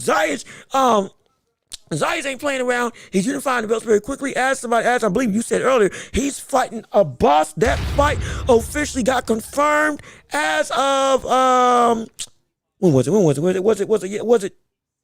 No, it had to be yesterday. Yeah. Let me make sure. It had to be yesterday, wasn't it? It was yesterday, right? Let me make sure. Hold on now. Wait a minute. Let me look it up. Let me make sure I got that right. Let me make sure I got that right, because Lord knows I do not want to be wrong and say, okay. Yeah, so that happened yesterday. Let me pull it up right now for you all to see. Right here, but yeah, that fight with the boss and Zayas now is officially happening on, is it next year? Yep, next year, January 31st, per the Ring Magazine. So hey, the youngest champion of boxing right now is getting ready to go and become unified just like that. Take Abreu's WBA title. Now, from the perspective of moving with a purpose, great. Phenomenal. But is looking to take on tests. He's not wasting time. Absolutely. And we all appreciate that. This will be, again, his career this early is starting to look very, very bright. No issue there. Very good boss. I'm a very big fan of him. At the same time, am I excited for this fight? Absolutely not. I'm gonna tell you this right now. I'm not gonna lie. I'm not gonna lie. I am not gonna lie. This is me. I'm not excited for the fight, but I'm excited to see Zayas get really push the envelope of trying to be great as quickly as possible. Now, do I think Zayas beats the boss? I think he outboxes him clean. I don't think it's close. I don't think it's close. And this is not disrespect to a break. This is not disrespect to a break. Be clear. This is not disrespect to a boss at all. But I just don't see this fight going in the direction where it's going to be a struggle for the likes of Xander Zayas. About 17-1, 9 KOs on his resume. He got some good power. He is a champion. But of every champion at what was it, 154? Yeah, of every champion at 154, he is the weakest. We were saying that we would most likely see Boots go after the belt against Abbas after this fight with Lima if he didn't get the shot with Ortiz. If again that fight was available. Because again, that's an easy road to an easy belt, and you can bring that into the Ortiz fight if that was the timeline. And then boom, if you beat Ortiz while defending your championship, now all roads to Undisputed are clear and present in front of you because you are the man to beat with the gold and the name. At the same time, everybody wants a piece of your pie. And it's easy to get what you want. That was my thing. Because again, just about everybody I feel can beat a boss. Again, it's not disrespect. He's just not on the hierarchy of talent as a champion. He ain't up there. At least to me. I don't see him as up there. So, I'm not excited for the fight as a whole. But I am excited to see how we're going to see Zayas progress quickly. At least for me, as a fan of him. Because it's genuinely, it's insane how quickly it's turning into, okay, yeah, I'm pushing the envelope. I'm pushing the envelope. This could help expedite the experience necessary to compete with the likes of Ortiz and others, which, again, he's already a champion. I understand. But as champ, like I said, Boots and everybody else, they're going to be coming for you one way or another. And it's one of the pitfalls of becoming a champion so quickly. You also have to, in some situations, deal with stuff that you ain't seen before, with people that are even more dedicated than they've been in their life going against you while you are still in some capacities learning and becoming the best that you can be, but you're already at the zenith of, I got the belts. Now, if you special like that, guess what? You can keep them, hold them, and you ain't got to worry about nothing, which Zayas can be. But it's just a factor of, well, we're going to find out. Like with everything this year, we're going to find out what you are and what you ain't. But I'm excited for Zayas.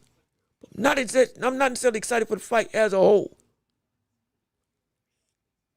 Hopefully, and I do mean hopefully, we can see Zayas put on an incredible performance that leads him into, okay, hey, now not only am I unified, but I just put out in dominating fashion a boss who wants some. Further turning the wheel of this division as a whole. Because I'm gonna tell you this right now. If it got to a point where Bakram, Zayas, Boots, Ortiz, Fundor, and Keith Thurman all were not just around, but active and doing dominant stuff against each other, this division would be caught on fire with the amount of momentum they could get. And it would only be made better if Zayas had a performance that was, in fact, spectacular. Regardless of how much people feel about a boss as a champion, if he had a performance that was absolutely undeniable, like with Boots when he fought against the likes of Lima, with that type of buzz surrounding this division, oh, it'd be great. It'd be phenomenal. It would be incredible. Absolutely, no question about it. But let me keep on reading what you all have to say on the matter. Hold on, I'm going down. I'm scrolling. Give me a second. I'm working my way down. Let me see. Devin Haney's going to catch a good nap against Brian Norman. Well, we're going to find out. Like I said, he looks like he's chiseled. Would that help him take a punch? I don't know. He looks like he's got that hand to his ear to try to mitigate that left hook, so that could help immensely. He looks like he literally looks built different from the standpoint of what his body looks like. And though it's only training, mentally it seems like he's getting where he needs to get to, which I'm excited for. So again, I know it's gonna be a great night. It's gonna be a great night on the card. Let me see, 122-pound division is very stacked. If Inoue leaves, Nakatani still has a chance. Well, yeah, he does. And the focus is, excuse me, Inoue has transcended his division and, dare I say, his era. And people still are saying that he hasn't fought anybody because they don't know 122. But there is a litany of dominant people at 122. Regardless of what happens with Nakatani and Inoue, if that fight takes place, whoever comes out of that division reigning still got work to do. Still got a time and a half that they got to deal with. Inoue moves up at any given point in time, Nakatani still has a whole host of things. And because he just got there, he's probably going to be there for a good couple years. So guess what that means? Bam Rodriguez is on his way.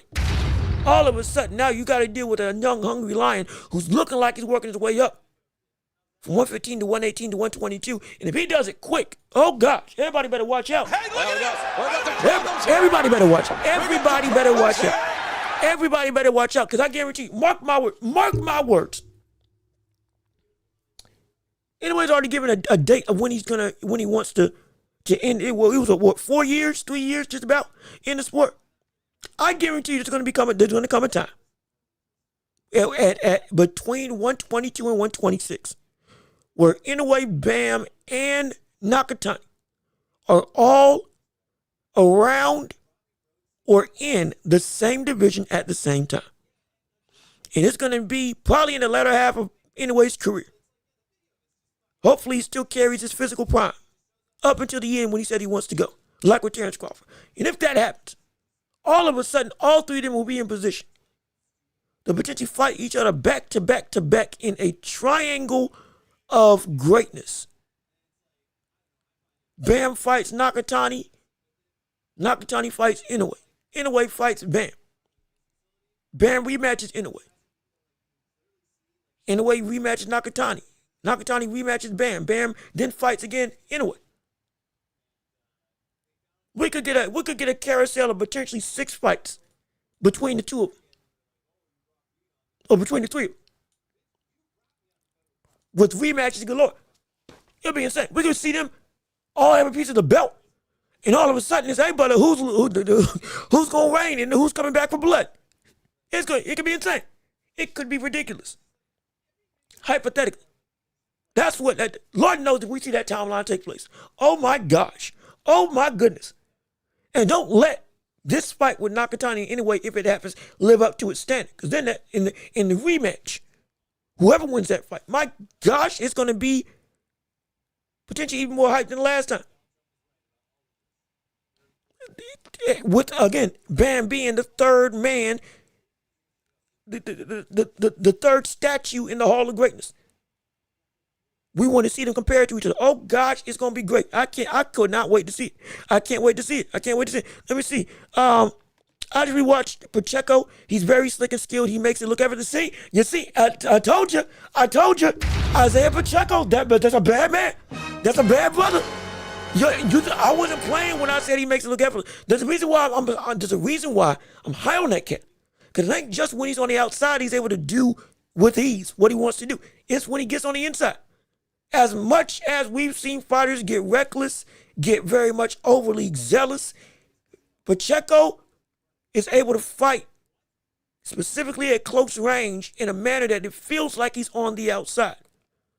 And what I mean is the same poise that you have when you're keeping somebody at bay with your jab, when you're going and you are timing somebody, when you are able to be patient and effective, and you see the punch coming, and then up hook, step around, and then you're moving back through, and you're working with ease, and you're just flowing while keeping somebody at distance. He's able to fight like that, but on the inside. Put that Philly shell up, block the uppercut with his forearm, lean back from hooks, stop the power shots with his hand, roll with the shoulder, and then boom, right straight.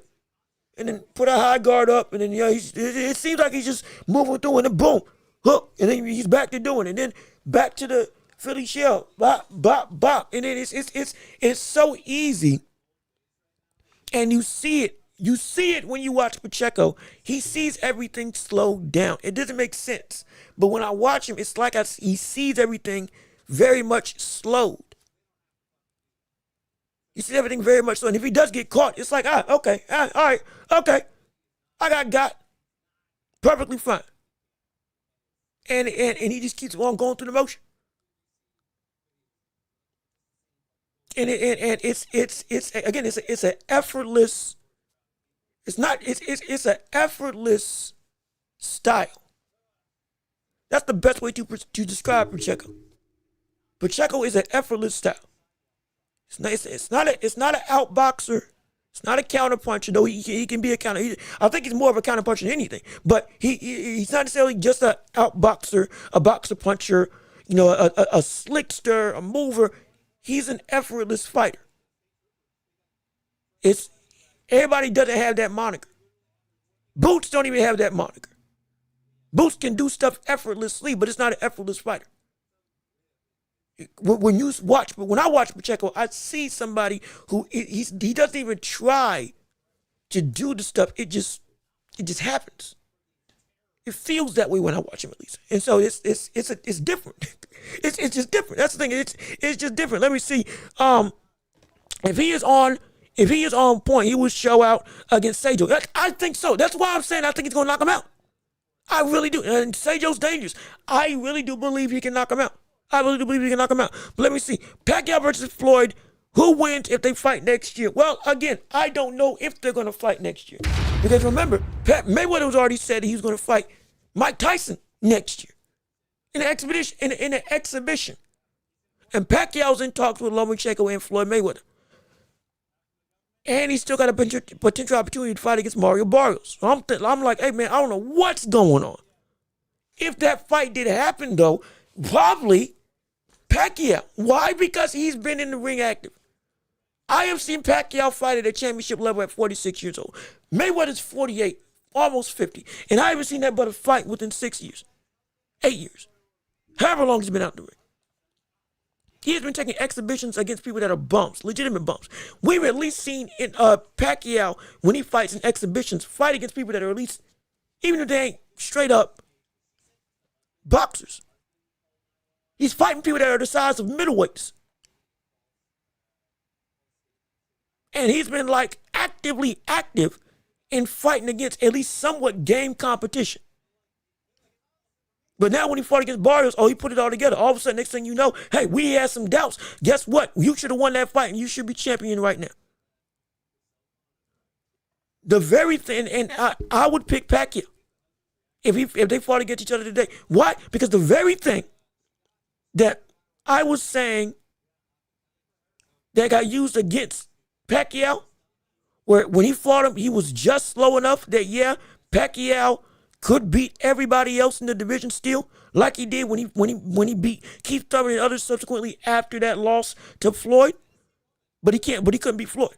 There are certain fighters where it just takes a little bit of a loss in step for somebody to say, all right, I got you. Roy Jones Jr. could still be dominant. But guess what? Even just that little loss in speed got him caught against Antonio Tarver. And his prime would have beat Joe Kawasaki, but just slightly slower. Guess what? Kawasaki was able to beat him, though he was getting more fervently out of his prime. Ali, when he got older, he was still dominant. He adapted, but the same thing still boded true for what his initial style was. When you are able to be at your best, hey, man, you're something serious. But once you start to lose a step a little bit, all of a sudden you become susceptible to people that we know you should not be able to handle, or you should be able to handle with ease. But you have lost just a millisecond in speed. That's just enough. A millisecond in timing. That's just enough. A millisecond in reaction time. That's just enough to get you where you don't want to be. Now that's on the other foot with Floyd Mayweather. Floyd has now lost just enough to where the defensive and instinctual stuff that he was able to do in his prime, even in his later years, he can't do it at that same pace no more. Yes, he fights Deji. Ooh, he fights Logan Paul. Ooh, fights all these other people, but not like anybody relatively of note at all. of any active stuff. And again, we've seen Pacquiao still be able to fight at a championship level. You can say that Barrios is a low bar. Fine. You can say Barrios is one of the weaker champions at 147. That's perfectly okay. That's perfectly okay. Barrios is still a buddy who gave Tank Davis a world of trouble before he got knocked out. Barrios is still a man who lost and regained and gained a title in a new division. Barrios has been an active champion when Pacquiao fought him and beat him. Or when Pacquiao fought him into a draw, where I think he should have beat him. We've seen Pacquiao be able to compete at a level where we're still questioning whether Floyd can be at. We're even saying that Floyd Mayweather shouldn't be coming back based on what he looked like against bad boxers.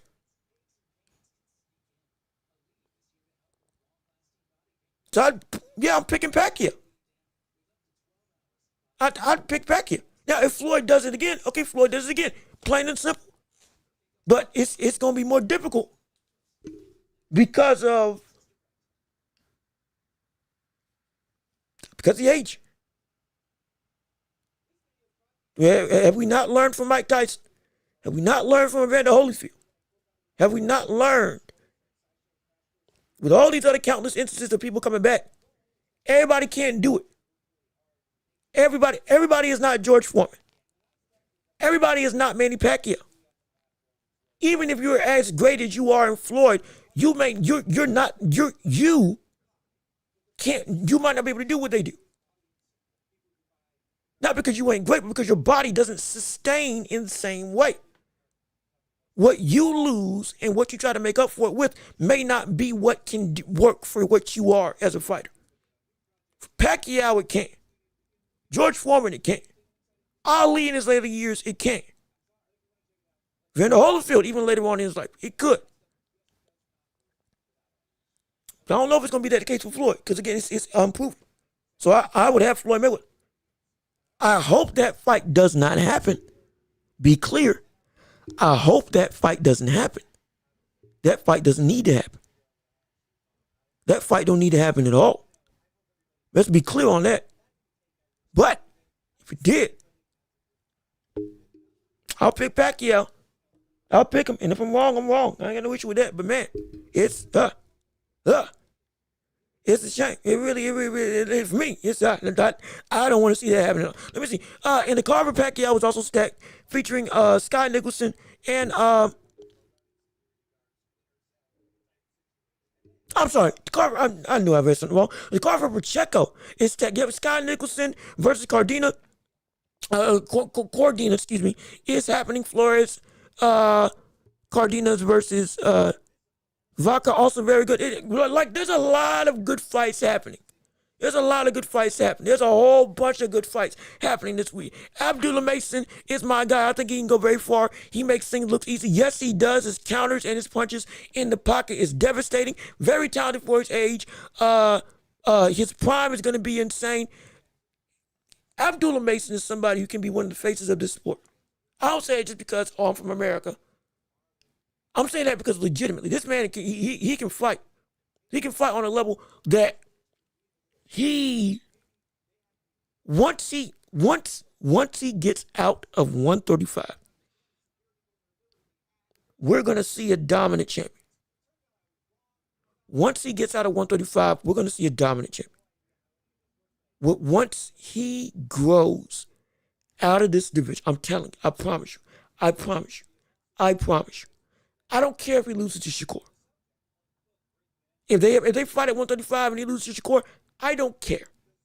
I am promising you, when this man leaves 135, because it's going to happen, when he leaves this division and truly starts to grow, I mean grow.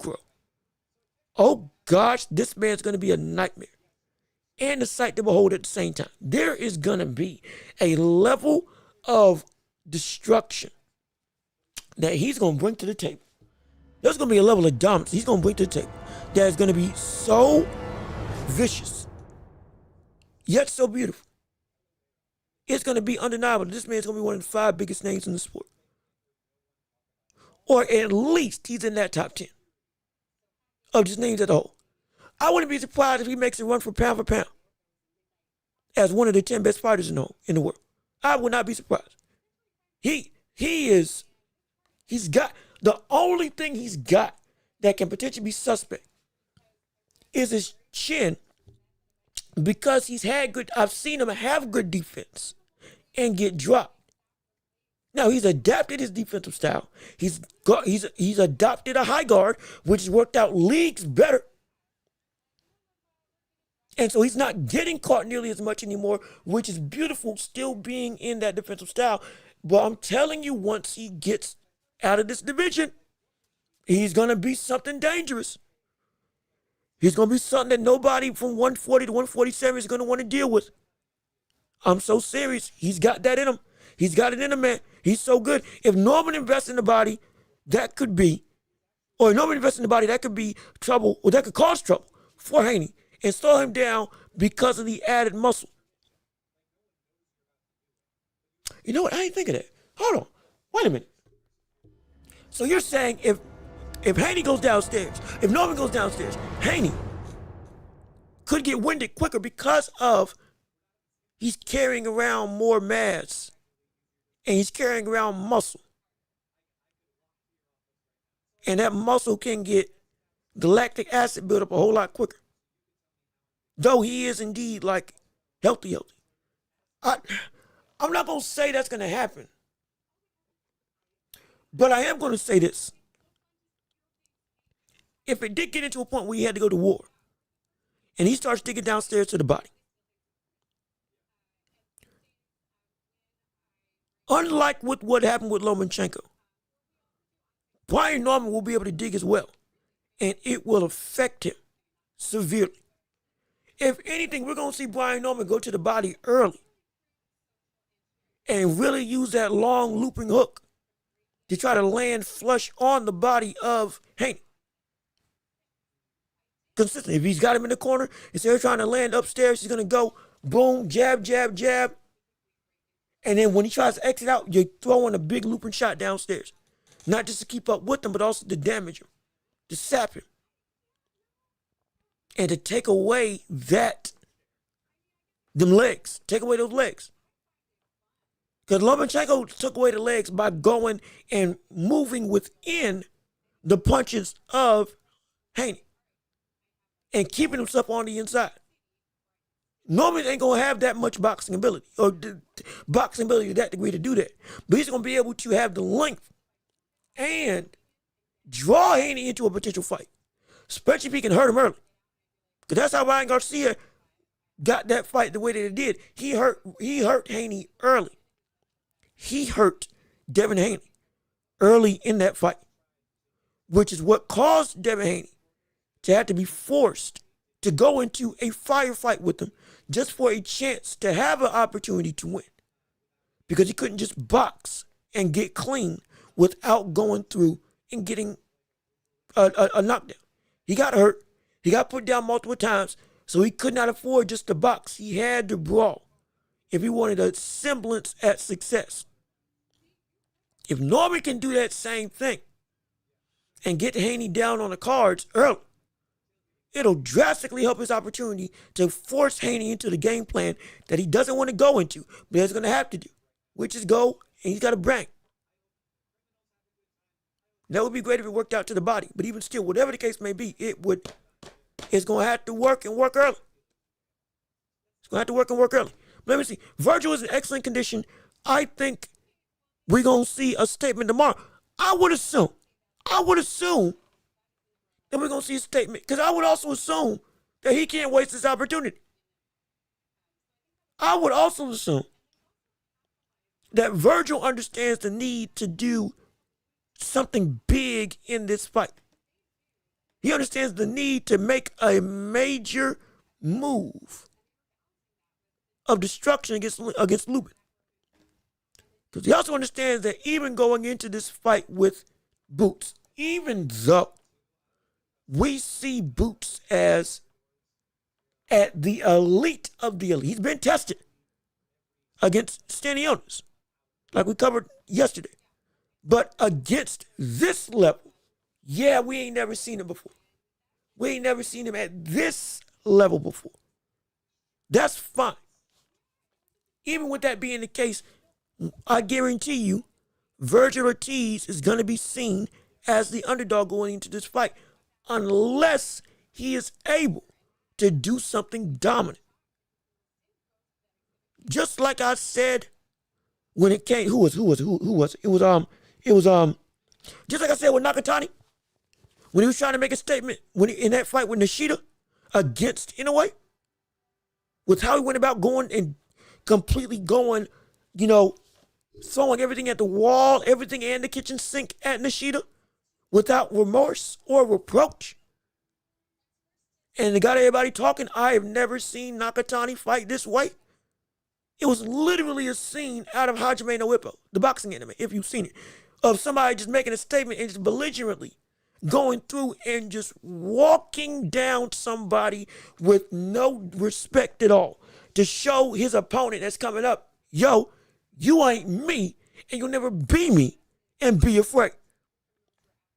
Virgil Ortiz might have to put himself in that same scenario if he wants to get people to really be on his side in large swaths to be favored against the likes of Boots. Not because he might not be better, because he could very well just be better than Boots. He could, absolutely. But because perceived notions are, while Boots is untested, his talent is better. That's the truth. That's the optics of this situation. Regardless of what we may see as a fighter, from an experience standpoint, which Virgil Ortiz has, no question. It still seems for a lot of the public that, man, Boots is a different animal. And you're going to be a big task, no question, in Virgil Ortiz, but it's going to be a task that you ain't ready for in your own right. And people still going to say, Boots is going to mark the floor with. You're too rudimentary. Huh? Your style is too much built for him to succeed against. You're too much of a standing bang type guy. Boots ain't going to let you hit him like that. He's too fast. He's too agile. He's too quick. He's too slick. He's got too many counters. He can catch you any direction. He can play with you. He can do all that. Virgil, you ain't going to have a shot. People are going to start, not just Boots' fan, I'm talking about like the wider array. It's going to be the feeling. Or it's going to be a big feeling, if not the feeling. It's going to be had on the night of that fight, if that fight does happen. Ortiz understands that he's got to make a statement. Big one. Big, huge one. Huge one. And he can't, and he also knows that if he struggles against Lubin, it's going to be bad optics what this fight's going to be like if from the standpoint of how fans will perceive him going up against Boots if he struggles against Lubin. Or doesn't have as much of a, holistic, yeah, it was my fight, I did it, no issue type of situation. Because people talk. Don't mean that it means something, but people do talk. When people talk, it can get bad. It can get bad. It can get really bad. Let me see. Cruz and Welch is a very interesting fight. It is. And so, I'm still not on the notion, in regards to this fight, that Welch is going to be a mover going up against Isaac Cruz. I think people have started to confuse slickness and movement. Slickness is when you're able to be in the pocket or not necessarily have to be stationary to make it so that you're unhittable. Movers are people that they move at a way that makes them hard to hit. They're not stationary though. Welch is a stationary fighter, or very much more of a slick plotter, if that makes sense. Like he'll plant his feet and he wants to stand and bang. He wants to put a hurting on you. But he's not going to just to belligerently walk you down. He's going to be smart. Pacheco is another slick plotter. If you see the way that he fights, he ain't going in and he ain't going in. Let me back up. Okay. He ain't going in up. He ain't slipping under, and then he ain't doing all that. He ain't darting in and out. It ain't that. But it's very much he's here. He's walking. He'll step forward, up, step back, up, slip, block, move, step forward again, then jab, stepping forward, going through, having that guard up, right straight, going up again, getting closer and closer. But he's plotting. But it is still, you can't touch the brother. But he ain't moving to get out the way of stuff. At least not his predominant thing. That's what Roach is, for lack of a better term. But it's the fact that Roach is that type of fighter. That he can deal with Isak in the pocket. But I don't know if he will. Or have that same capacity. Not because, if you can do it to Tank, you can do it to anybody. Yes, you can. But the way he did it to Tank, it's not going to be the same way that he's able to do it to Isak Cruz, due to the fact that as much as Isak Cruz is a very much one-dimensional fighter, absolutely. High guard, and he's hooking the Kingdom Come, and something's going to land. The issue is, you don't get to build up with Isak Cruz like you did with Tank and like you've done with other fighters. You have to catch up to Isak Cruz. His pace from round one is as if you are hurt. I don't think people understand that. Isak fights at a pace as if the second the bell rang, you're already in a stunned state like you're on Undisputed. If you play the boxing game. Or Fight Night, when you're dazed. He fights as if you already are hurt and he ain't landed a shot yet, and now he's just trying to end the job. That is a whirling dervish of chaos that you got to deal with for the first 5 to 6 rounds straight. It's hard to get comfortable with it. There's a reason why Tank Davis even struggled with it. There's a reason why Valenzuela, even in a win, struggled against that type of style. There's a reason why Fierro went and had a dogged war. Because he had to fight, and it still felt like he was catching up. Because he had to fight. He had to fight as if he was trying to get somebody off of him when he was hurt. Everybody's got to do that because Isak doesn't let you, forget getting comfortable. Isak doesn't let you have a chance to box. You have to fight your way into a boxing match with Isak Cruz. That's what Isak Cruz is like. And let me see, who do I got between Roach and Cruz? I think I said it before. I have Roach winning. I got Roach winning. And but it's going to be a question of, is this a one-trick pony that we had with Lamont Roach and Tank that was like Buster Douglas, or is this going to be a legitimate thing that, Roach is that good? That's the question. I'll pick Roach. Fine. I'll pick him. But I truly do not know if this is the situation where this is the Roach that has always been. Because when I was looking at that fight in the past, before Tank, this was not the Roach that always was, or at least that I saw. Was not. This was the best performance he ever had. And if this is real, it's gonna show up. If it ain't, we just gonna show up. I'll pick him. I'll pick Roach to win by decision. He ain't gonna knock him out. He's not knocking out Isak Cruz. Nobody is. Nobody is. But I'll pick him to beat him, probably by split decision or unanimous. But I'm as much as I have Roach winning this fight, I don't know. I don't know if that's even going to stay sustainable. Because when I say you got to fight your way to be able to box.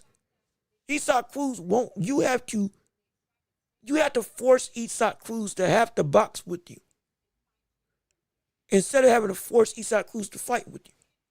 Because Isaac Cruz will make it so that if you try to box, he'll make it into a fight. You got to beat him first. And then you have the luxury to be able to box like you want to box. Because he won't let you rest. He won't let you submit. You can't just try to distance, boom, keep you at bay. You can't do that. All fight. You can't. Because inevitably it's going to get you. Again, Valenzuela, he got caught multiple times and was getting rocked multiple times trying to fight it. He had to fight his way into being able to box with Isaac Cruz. And then once he was able to actually get the advantage in the fight, you saw the boxing of Valenzuela start to really take hold. Now he's starting to get comfortable. Now he's getting the timing of Isaac. Now he's able to jab with him, counter him, keep him turning. Because he started to gain the upper hand in fighting him. But it's a tall task, man, to try to fight with Isaac Cruz and win. I don't care who you are. Especially when there's somebody where you ain't going to be moving around. Again, a slick plotter. That's going to be tough. It's going to be tough. It's going to be really tough. Because every time, no matter how much we say that he's rudimentary, no matter how much we say that Isaac Cruz only got one trick, again, the brother, I'll tell you, that delivery system is a mess. Because it ain't got to look pretty. It just got to work. And for Isaac Cruz, it works. It works inside, outside, jumping in. Don't matter where. He knows his range, and when he gets there, guess what? He knows exactly what to do. And you can know it's coming, and you still can't stop. You know why? Because I fear the man has practiced one punch 1,000 times. And the man has learned 1,000 punches. That brother, hey, he may only have a hook, but my gosh, my gosh, that thing is hard to beat. That thing is a mess to deal with. That's a mess to deal with. But let me see, Welch, aka Buster Diamond, OG Blaze, what's going on with you? How you doing? Good to see you. Thank you for tuning into the show. And yeah, I mean, right now I'm not gonna call him Buster. I'm not going to call him Buster Douglas. I'm not going to say he's that. I'm not going to say he's that at all. Because again, it's unproven. But we are going to find out once he fights against Isaac Cruz. We're going to find out. And that's what I can't wait for. I'm excited. I'm so excited for that fight. I am so excited for that fight to take place. Anyway, fights like the main character of Hotman. I mean, like you want to say he fights like Ippo? I would, you know what's crazy? I would say if we were going to pick somebody that anyway fights like,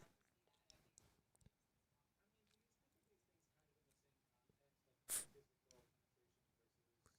it was somebody that anyway fights like in the show, it's probably Ricardo Lopez. Now, Ricardo Lopez was based off of, the actual, what was his name?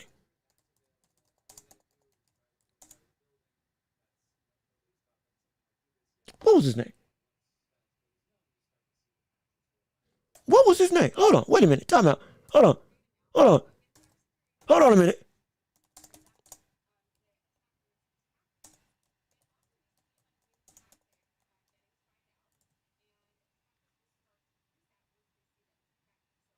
Yeah, my bad.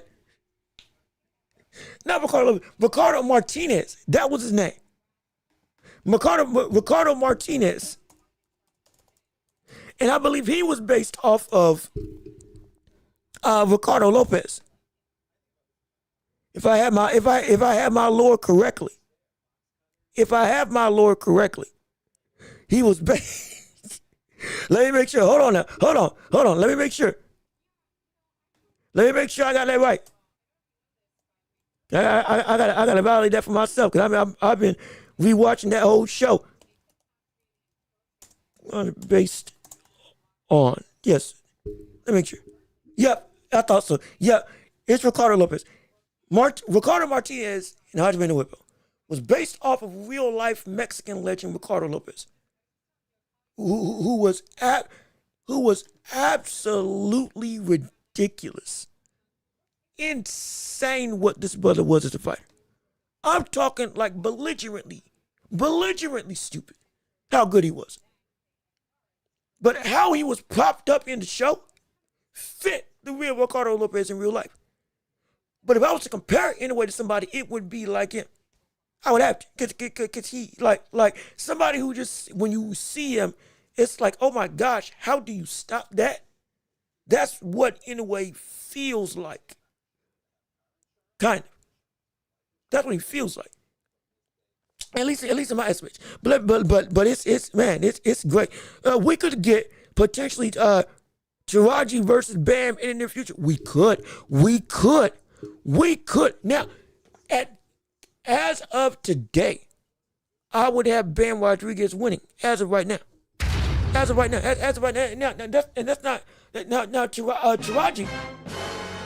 was a former pound for pound list. Don't get twisted. I believe Taraji, known as Starboard, was a pound for pound top 10 fighter, was undefeated as a champion, and was insanely good. He just got upset, I believe, earlier this year.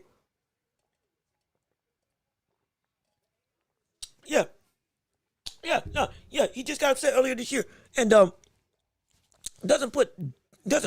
it hurts to stop. Yeah, but it's not like he's in the gutter. No, the brother's still phenomenal. The brother's still incredible.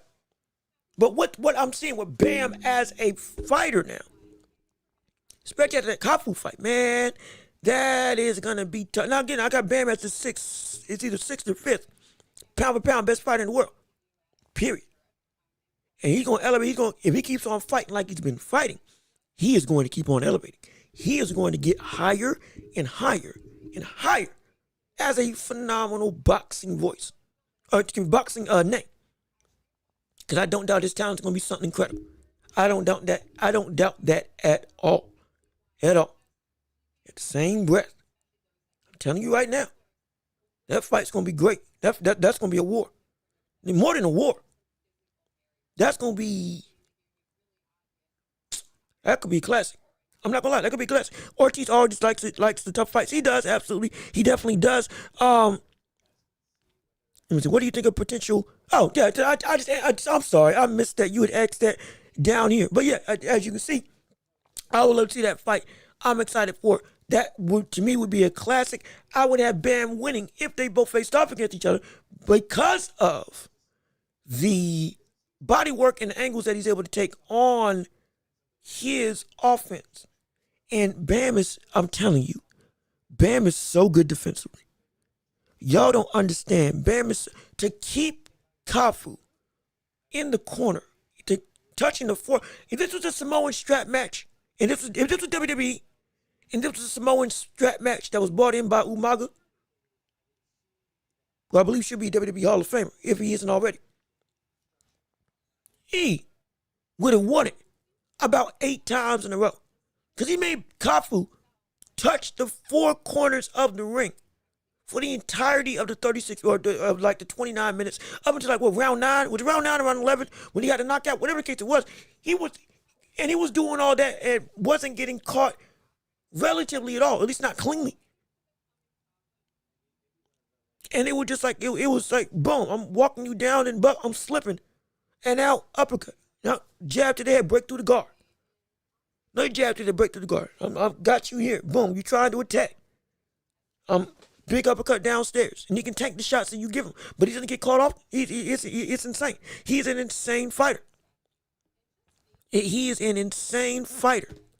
If Taraji wins, where will you rank him pound? I mean, if he beats Bam, he gets back to the top 10.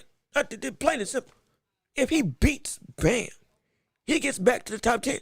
He gets back to the top 10 pound for pound. And Bam drops. He doesn't drop out the top 10, but he drops. He gets low. The accolades and what he's already done at 24 has cemented him as 6 or 5. It's going to take a lot to bump him down that much, and one loss ain't going to do it. One loss ain't going to do it, but it will drop him down. But Taraji will be back in pound for pound if he goes and beats Bam, if he does, and I don't think he will, but if he does, yeah, oh, that would be absolutely spectacular. Now, somebody had a question earlier. Hold on. Somebody asked a question earlier that I need to go back to. Fido. Where you at? Where you at? Where you at? Fido, if you still here, yo, you asked the question, and we got to make sure we get back to it. In regards to getting back to pound for pound conversations, as I told you, I was thinking about it, and I had to give it some time. Devin Haney beats Brian Norman convincingly. Where would you have him pound for pound? I can answer this now, and I can tell you this. He would not be in my pound for pound.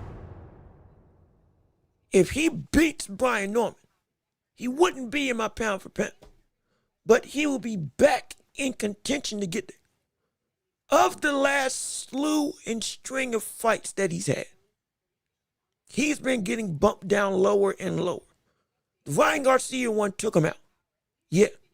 Even after the no contest, most pound for pound list that had him on the list did not put him back after the fight got overturned and Ryan Garcia got caught popping dirt. Because he was already getting bumped down subsequently by the requisite talent and accolades and accomplishments that other fighters were doing at that point in time. On top of the fact, this fight with Jose Ramirez did not do him any favors to show that he still should be a pound for pound level fighter. Even in a win. Like I said, a win isn't always a good thing, especially if it comes to a point where you are in where people are walking away saying, that wasn't what we wanted. Forget what we wanted. That wasn't good. You're coming off the back with two of the worst instances in your career. I'm not going to say that one win of the caliber of Norman puts you back up in pound for pound. Now, that doesn't mean that Norman isn't a great win. Doesn't mean that you don't have a legacy already defined. Doesn't mean that you weren't undisputed. Doesn't mean that you didn't beat Lomachenko. Doesn't mean that you didn't beat Kambosos. Doesn't mean that you didn't beat Jorge Linares. Doesn't mean that you didn't beat all these other names that you beat. Doesn't mean that you haven't done incredible things in the boxing world at only 26 years old. Doesn't mean that. But it also doesn't mean you get to jump the gun on people that have already done great stuff.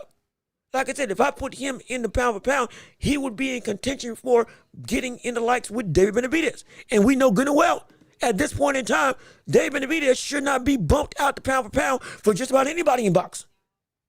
Just about anybody. Because he's been doing that much special, consistent work throughout his entire career.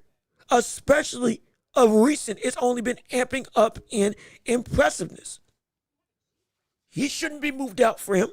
If we're gonna go pound for pound, would you put him above Shakur? If you put him there, would you put him above Canelo? I'm telling you who's at the bottom. Between 6 and 10. I'm just giving you names. No order. I'm just giving you names. Because we know he ain't getting above Crawford. We know he ain't getting above Usyk. We know he ain't getting above Inoue. We know he ain't getting above Bebo. We know he ain't getting above Artur Beterbiev, most likely, and we know he ain't getting above Bam Rodriguez. So what's that, 6, 7? He ain't above Junto Nakatani, even if he beats Norman. He ain't above Canelo, even if he beats Norman. And Canelo lost. Canelo's near the bottom of the pound for pound list because of these subsequent fights he had and this loss that he had with Terrence Crawford. It bumped him down. He was moving down. Remember, Canelo was moving down while he was winning because the opposition wasn't up to par. We all acknowledge that. And so we down to what, 2 spots? David Benavidez is definitely taking one of them. He's above Canelo. If you got Canelo in that list, he's under Benavidez right now. And so after that, now you got what, Tio, Shakur. Those are the only other 2 real viable names If you're going to go into an overarching pound for pound list.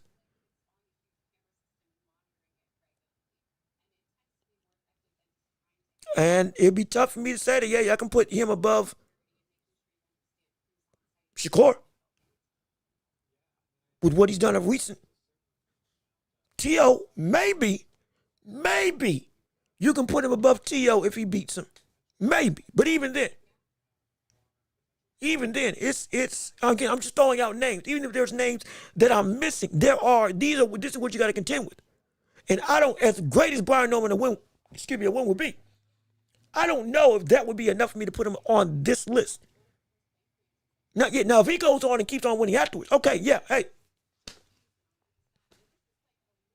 But for me, it's more, unless he knocks him out, unless he and I mean, when I say dominate, I mean dominate.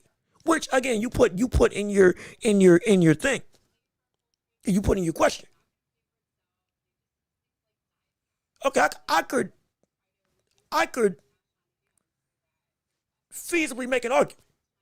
But even with the domination, because of what everybody else has subsequently been doing, I don't know if Brian Norman is that win to put him there with those names right now. At least for me. At least for me.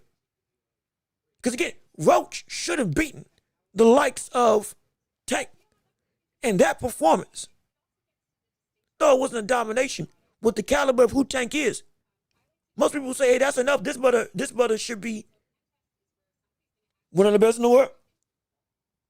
And again, that might be the casual aspect of fan bases talking, which again isn't bad. We love all fans and we love all opinions, absolutely. But people would have said, hey, why isn't he up there? You see what he did to Tank? Why isn't he up there? That one win isn't enough to do that for somebody who is at this level in the boxing world at this stage in his career. Not saying that Devin ain't proven, but it would have to be more. It would have to be more. Again, if it's a domination of the likes of Terrence Crawford against Spence, okay. Or against Canelo, all right. But that's a lofty goal, and I don't think it's going to be there. If it is, we got a conversation. But even then, I don't know if I can put him there. And for me, it will probably have to take him 2 fights, regardless of the result, for me to put him in pound for pound.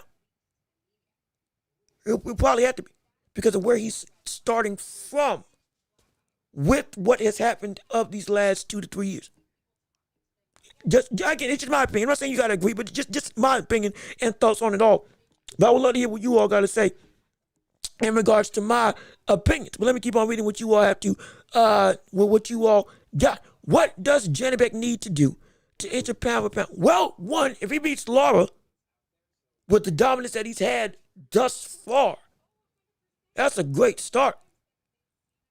That's a great start. He beats Lara, and again, he gets a 3rd belt.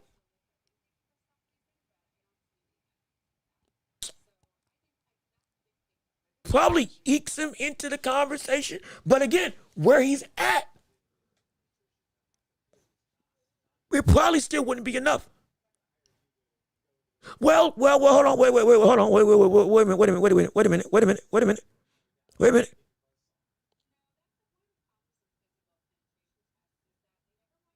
Yeah, no, it wouldn't be enough. It wouldn't be enough. Beating Lara would elevate him great, but it wouldn't be enough. Unified at 160 because it would have to be, again, mind you, Janibek has been recently seen as, oh, wait a minute, this brother's a killer. This man's great. But it's also one of the attractions has been, and understandably so, the division ain't deep to where you've been beating the best that you've had. No question. But compared to everybody else who's been fighting of recent, your competition ain't been up to their perceived caliber, though you are still doing what you do.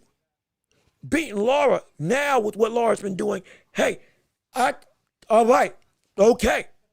That is that's one of the big pins that we wanted to see you do. Now go down. All right. that will send some real momentum. He goes and then he fights and beats Adamas. Now we got pound for pound discussions. Like that, most of these people that we're bringing up, it's going to take them 2 wins or one monumental. When I say monumental, I mean somebody that is in this top 10 level going through and you beat them. Or you've already been on a tear that has gained some real notoriety. And it's like, when we look at even, because again, even with Chiraji, when he was top 10, a lot of people didn't know who Chiraji was. Understand it, because again, the lower weight class don't get a whole bunch of recognition. But when you delve deep into who he was beating, all right, hey, yeah, this brother, hey, this brother should be pound for pound. I get it, because he went the sustained dominance and the accolades and who he beat took into effect and how he beat him. His own performances in each of those fights and how dominant he was compared to his competition all take into effect when it comes to pound for pound. All of it weighs differently, but all comes up to the same thing of, do you make this list or not? Janibek can't. Now, of course, if Janibek beats Crawford, okay, yeah, he's there. Boom. Ain't nothing else to say. No, he's there. But beating Lara wouldn't be enough for me to put him in pound for pound. Now, if he goes through the bigger names, like with Adamas as well, now, okay, that further implicates, hey, we got to start talking. He's been active. He's been consistent. If he knocks out Lara, that's even better. He's unified champ. He's been dominant for his entire division. And now he goes after Adamas and also cleans him out. All right. Now of the requisite top tier of the talent that we see at 160, even though the division might be not as robust as other divisions, he's been able to consistently show at the level that we said this is where the real test is. Hey, this is a bad man. It's a bad dude. It's a bad brother. And he's been doing it the same way against all the opponents he faced off against, regardless of skill set. The result and the performance in each of those fights has looked the exact same. We got to have a conversation now. That is when I would say he's pound for pound. But it ain't going to just be with Lara, though Lara would help out immensely. It's going to take Lara and a combination of either Adames or Crawford, most likely to get him in that pound for pound list. Or if he never gets Crawford, clean out 160. And I mean clean out in 160 and become undisputed. It's probably going to have to take that. For me, from what I can see, it will probably have to take that from my vantage point. But it's not that we're holding Janibek to a bad standard. Janibek is in a unique situation where, similar to, well, I don't want to say similar to Gennady Golovkin, because there were some. I think the division was better when Golovkin was in 160, when he was dominant. I believe it was better laden with multiplicities of talent. But he's in a situation where, sadly, the division he's running doesn't have the drawing power of transcending recognition for the names that he's beating. When Khamzat Shiraz was there, and Adames, and Lara, and Danny Garcia before he fell off a cliff and now subsequently retired, it was like, okay, all right. But now it's thinning out. I'm not saying that he's beaten bums. Be clear. I'm not saying that he has beaten bums. I'm not saying that he hasn't beaten people that are worth recognizing. I'm not saying that. Be clear. People may try to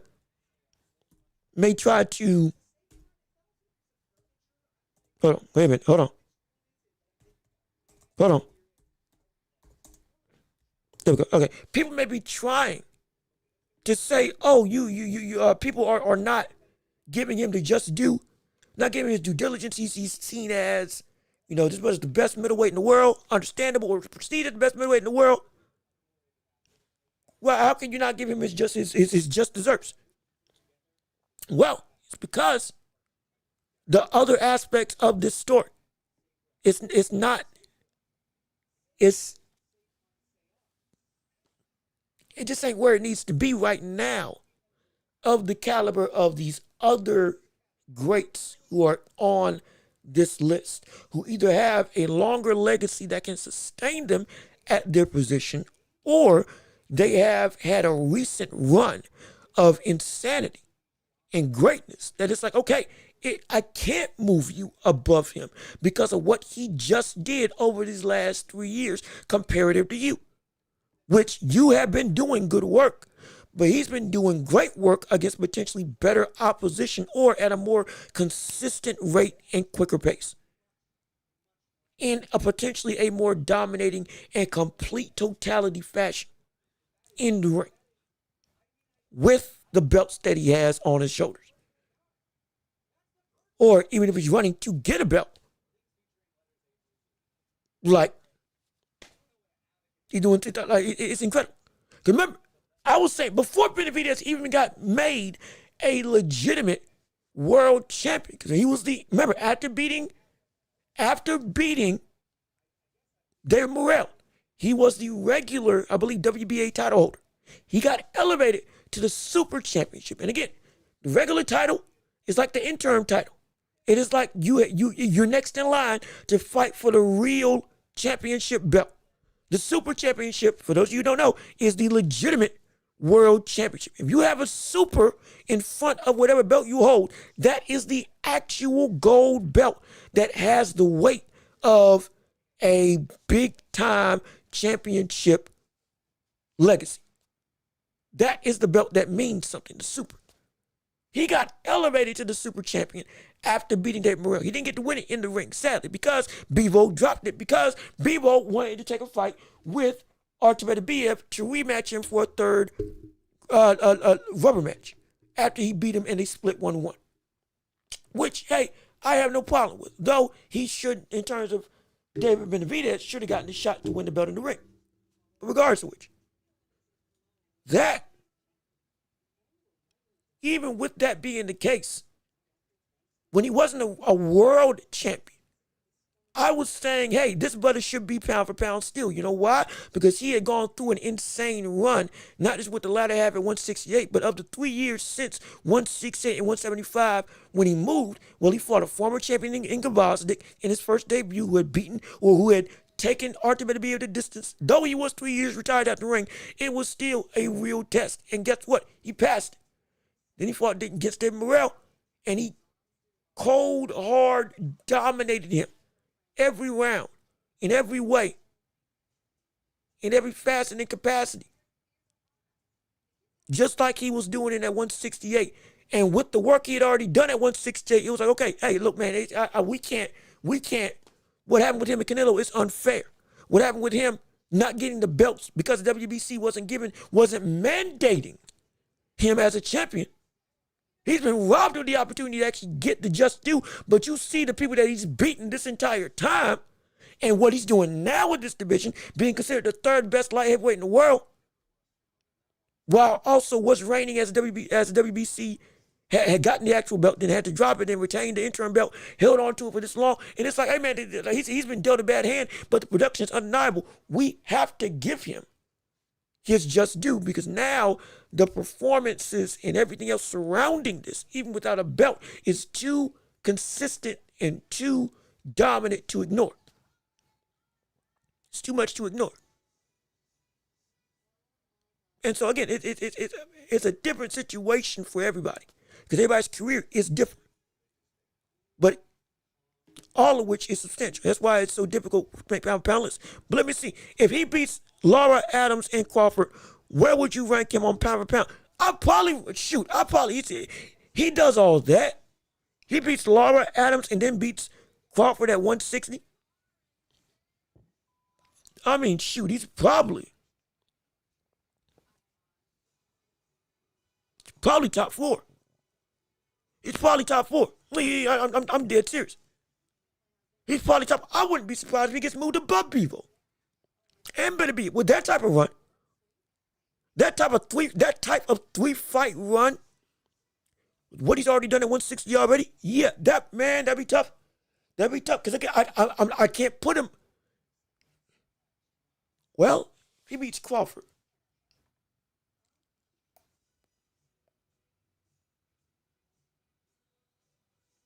That's actually a really good question. He's top 4 if he goes on that run. But the question then becomes, where does he rank within that top 4? It sounds wrong to say that he should be number 1 if he goes and beats Crawford and everybody else in road to get again. You beat Crawford again. If anybody said that Crawford wasn't number 1 before Canelo, after he beat Canelo, well then he got him. He took the spot, no question.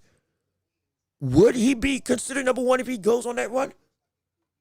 Oh, with the other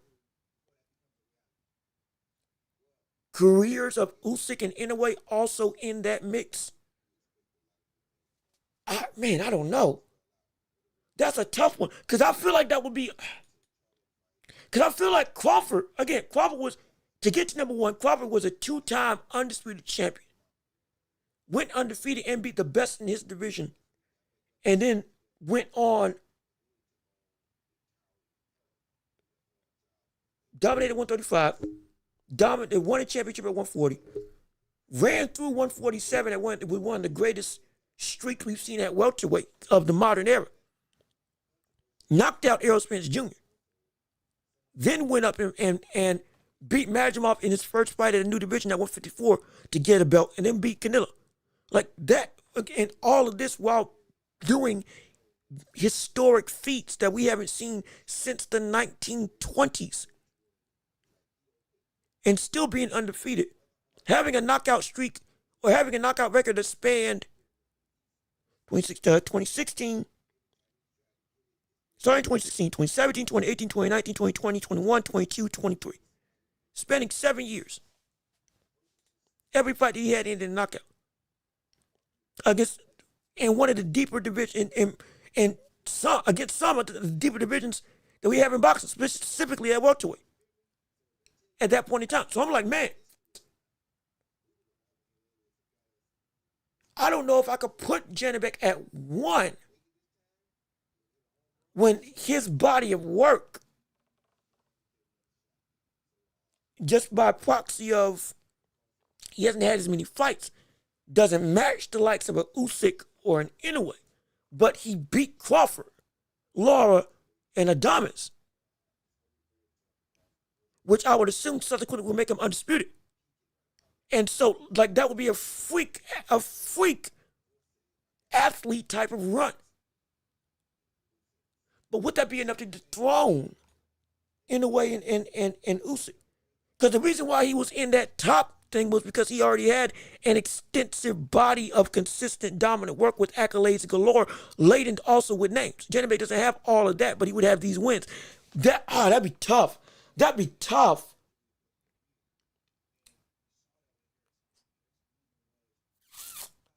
That would be tough. I couldn't put him above Inoue because of everything I've said before. Again, it took the likes of Usyk and it took the likes of Crawford doing what he did all this time to get above Inoue on my list.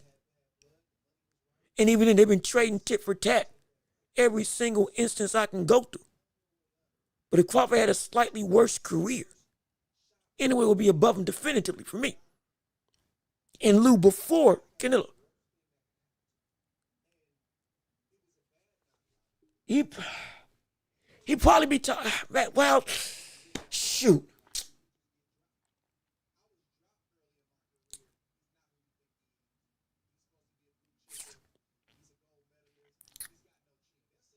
He'd probably be 3.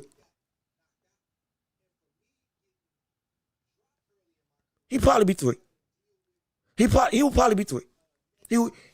Yeah, that is difficult, man. He'd probably be 3. Yeah, he'd probably be 3. He will probably be 3. It would be, if it went this way, it would be, in a way, it would be Usyk, and it would be Janibek. Then it would be Crawford.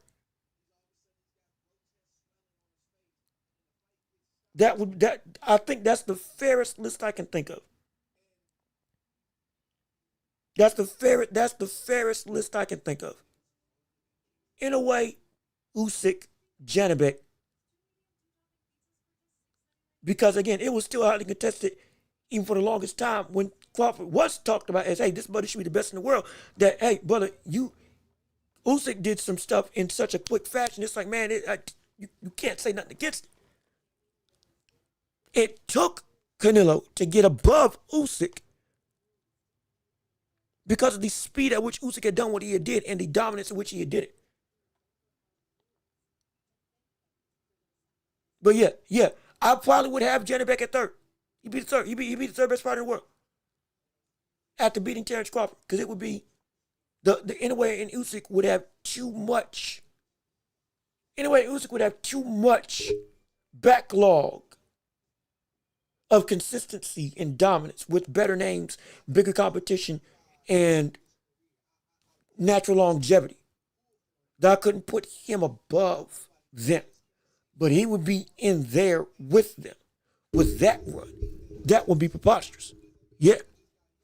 You won't hear a thing from me on that regard. Also, hold on 1 second. Let me make sure I got my camera's right. Hold on a minute. Hold on. Wait a minute.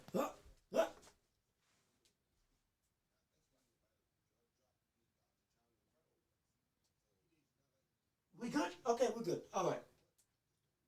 I just had to make sure. I just had to make sure that we were gonna be all right. I just had to make sure it was gonna be okay. That the camera wasn't messing up. But we still want to hear from you all on the guy. Listen, Janibek has a lot of potential. He does. No question he does. And I would love to see him move up to 168. Quick. I know he's fighting at 160, but I would love to see what he can do at 168 once he's done at 160.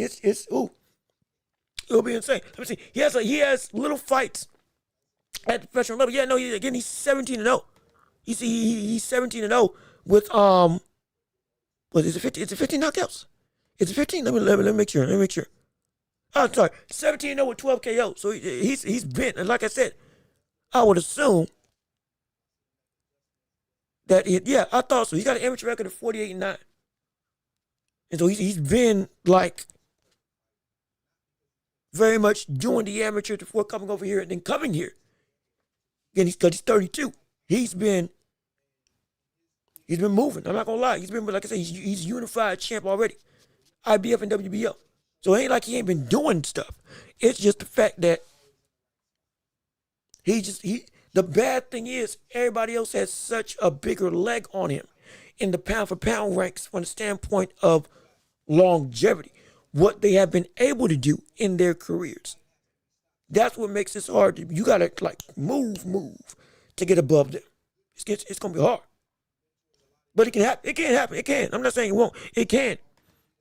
Absolutely. But also, I still want to hear from you all. It's still the championship rounds. Don't forget.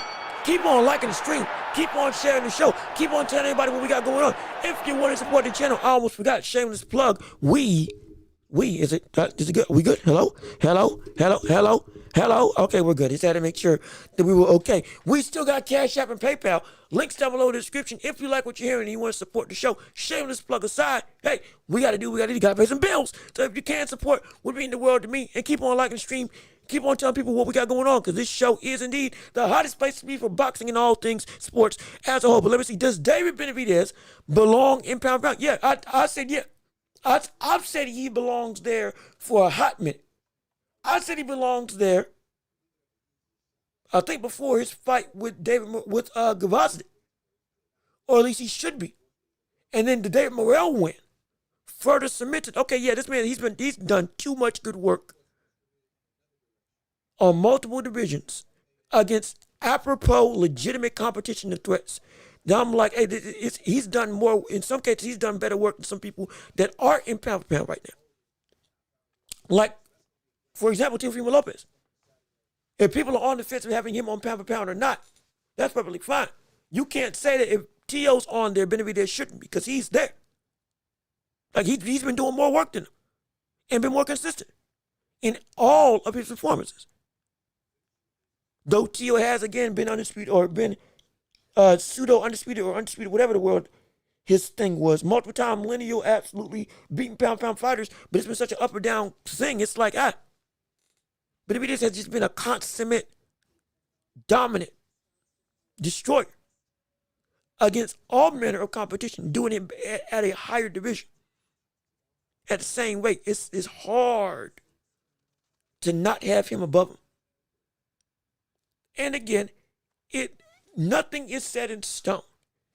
Understand, pound for pound lists are fluid, subjective. Everybody has their own. That's all well and good. Everybody's criteria is different. Excuse me. Everybody's criteria is different. It's not going to be the same for everybody. But what it will be is a barometer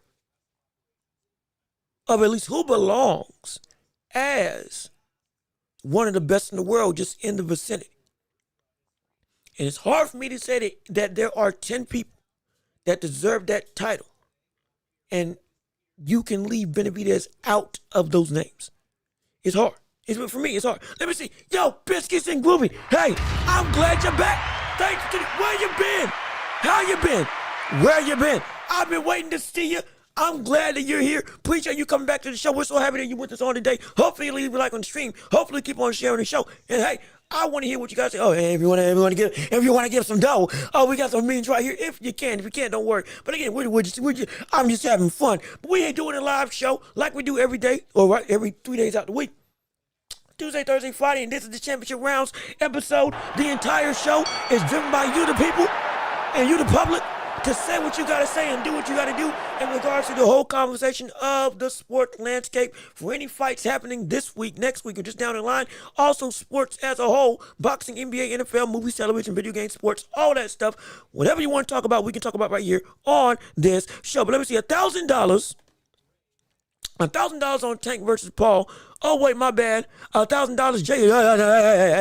Hey, don't bet on me, brother. Hey, I ain't doing that. Oh, no. You ain't about to see it. Hey, look, you ain't about to see me in the ring with somebody that outweighs me by 80 pounds. I know good and well better than that. I don't care what the bag is, brother. We ain't doing that type of game. I'm not saying I can't fight, but I also know my limits. Them's be one of them. This be one of them. And I'm not gonna lie, if that's the case, I'm gonna take a page out of Logan Paul's book in the WWE, and I'm gonna give me some brass knuckles. I'm gonna do Antonio Margarito. I'm putting plaster in my gloves, doggone it. I don't care what the odds are gonna be. Ban me if need be. We gonna cheat. We cheating. If we ain't putting that type of fight, you're doggone right. We cheating. Oh man, well, let me. Oh man, but I'm here. I do a lot of look. Hey, look, I don't deny it. I'm just glad that you were a part of the show. I'm just glad to see you again, and we've been having a great conversation. And anytime, whether you come in and you come out, whether you just drop in and say hi, we're just happy that you all are here. And hopefully I'm making your day brighter. Hopefully I'm making your Friday go a little bit better. You're making some enjoyment, having some fun, doing some excitement, getting you hyped up, not just for tomorrow, but just for the week in general, or the weekend in general, and getting, you're learning something, you're growing, hopefully you're having a good time. And hopefully I can be a part of that whole dichotomy of change to make you feel a little bit better. Anything I can do, hey, I just want to show y'all some love and show y'all some support and say, hey man, we're going to be all right. We're going to be okay. Whatever the case may be, we're going to be all right. But again, let me keep on reading what you all got to have. All my money on you, brother. Well, you know what? Hey, look, hey. Hope I win. Because if I lose money, don't come looking for me. If I lose you some money, don't come looking for me. That's all I'm going to say. All that matter. Let me see. Ben versus Eubanks 2. How do you see it going? Yes, that fight is coming down next week. We're going to talk about it more on next week. Because that is, everybody, honestly, that has gotten lost in the shuffle of the greater landscape of the boxing world because of Jake Paul and Tank, that old debacle, because of the November 22nd card that's gotten up with Devin Haney, Brian Norman, David Benavidez, Anthony Yard, Bam. Ultimate to be able news with that happening, that fight getting pulled, everything, and it's been a bunch of stuff. It's been a bunch of stuff, and sadly, that Conor Ben card, at least over here in the States, hasn't gotten the nearly the same recognition or hype that you would think a fight that had fight of the year contending level action go about last time to happen again at the end of the year. It's a great way to end off the year. I'm surprised they didn't get more buzz, but we're going to be able to talk about that more so come next week, because that's when the week of the fight, which is when we start amping up. I've said this before, though, that I would pick Canelo Eubanks. I'd pick Eubanks to win. I picked him to win the first time. I'm picking him to win again this time. And I'm very interested to see. Again, I think I said this last time as well. I want to know how Eubanks stops getting caught so much coming in on the inside. Not Eubanks. Conor Ben. Want to see how Conor Ben doesn't get caught on the inside as much as he did this last time against Eubanks. Remember, that uppercut was a big tool that Eubanks used against Conor Ben in this fight when the fight started getting on the interior. It was effective. It was working. And it was hurting Conor Ben. Now, Conor Ben came on late. He did. Started to turn this fight around a little bit at the end of the fight. And it really, he started to get his groove. Will he be able to capitalize on the momentum that he got from that point? I don't know. Because he's got to make some changes. He's got to be... He was too much of a punch sponge the last time he fought against Eubanks. That put him too far down on the cards to where even when he made the flurry, he needed a knockout to win. Now he was getting there. He was hurting Eubanks. He was starting to land some serious leather. And if he was probably on, the 1,600 eggs like he was on when he said that he was, when he popped, might have been able to get that knockout, but even still, he ain't on PEDs no more. So that power ain't going to translate. So he's got to be a more concussive level of volume and less getting caught. But I don't know if that's going to be the case, because that's just not how Conor Ben fights. So it's hard for me to say that he's going to be able to do, he can do better. I don't think he's going to be able to win against Conor Ben in this rematch. Against Eubanks. Excuse me. I don't think Conor Ben is going to be able to beat Eubanks in this rematch, though he will be able to put on a better show. I truly believe that. Now, if he catches him and hurts him, and is able to get it knocked down, all right, hey, well, we got ourselves a conversation. But that's an if. That's an if. And it's gonna be a dog fight. But we now know that Eubanks can handle his own. He can get the better of them exchanges in the dog fight. He can be better in a dog fight than Conor Ben at points in time, which is just enough for what he needs to do. He can box and brawl when need be. If he brawls too much like we saw with Conor Ben, yeah, Conor Ben can start getting the advantage. But beyond that, if he can keep that balance the same, yeah, I think he can take it. I think at least for me. But it's still gonna be, I think it's gonna be a better fight than the last time. But I think it's still gonna be the same outcome, that Eubanks gets the victory. And he said he's coming for a KO. We're gonna find out if he actually goes for it. We're gonna find out if he actually tries to get it for real. But what a story it would be if Conor Ben knocked out Eubanks. What a story it would be. If Conor Ben knocked out Eubanks and it led to a rubber match between the two. Oh gosh, that fight would blow the roof off of wherever it went. It would blow the roof off. It would blow the roof off of wherever that fight would be. I hope, for the sake of the story, I hope Conor Ben knocks out Eubanks. For the sake of the story, I hope Conor Ben knocks him out. I hope. Because my gosh, what that could lead to down the line would be a grudge a rubber match that could be the de facto end to a almost 20-year rivalry, family ties with each other. Insane. That would be absolutely insane. I mean, Conor Ben could be champion at 147. He could. If he goes back down, he could. He's talking about he's coming back down to 154 as well. Don't forget that. It's being talked about he's going to come back down to 154 after this fight with Eubanks. So, we could have another name in the hat of competition with Bakram, Boots, Fundora, Ortiz, Madrimov, Keith Thurman, Tim Tszyu, even though he's well and good down the list, Xander Zayas, and now Conor Ben as well. Yeah, that's a pretty. And don't forget, we could also see the winner of Brian Owen and Devin Haney potentially move up. We could. Brian Owen still wants smoke with Boots, and I guarantee you, if he beats Devin Haney, he's gonna be like, all right, T.O., I don't need you. I did my job. I got the win I needed. Now I'm chasing the butt I've been trying to get all this time. Or at least he's been saying he wants to get all this time. We could. I'm not saying something happened. I'm saying that could be a route that we see. So, 154 again could get stacked even more as time goes on. Let me see. Conor Ben is faster. Yes, he is. He's a faster, more explosive, speedy fighter. You ain't gonna hear no contradiction out of me. But Eubanks had better timing in their last fight because he was able to more consistently counter Conor Ben all the time, especially with that uppercut when the fight got close range. Can Conor Ben become harder to hit to make it so that he can actually land without having to trade damage for damage like he was in Eubanks' fight? Because if it goes that route again, I think he's going to lose again. Which is why I have Eubanks winning. But if we do see that happen, Conor Ben can give Eubanks a world of trouble and actually get the job done this time. Which, for the sake of the story, I hope it does happen. Let me see. I see Ben putting him down. Ben has hurt him multiple times. We don't see. I can see him getting the KO.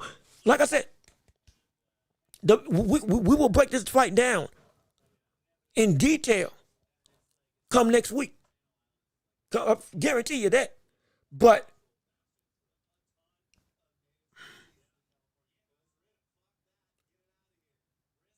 my concern with Conor Ben is the fact that him fighting at 160, pushing himself this much.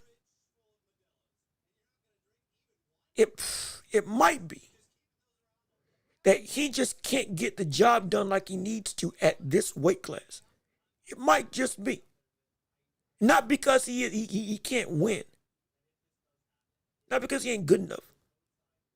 But like, when I look at Conor Ben, post PEDs and whatnot,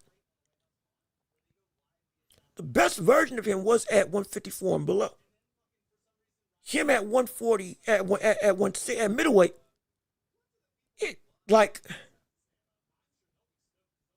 it's not the same. Pop isn't the right word because we're not talking about power. It's the execution. Ain't for me. It ain't the same. Now I don't like that, and it could be me just over too much reading into it.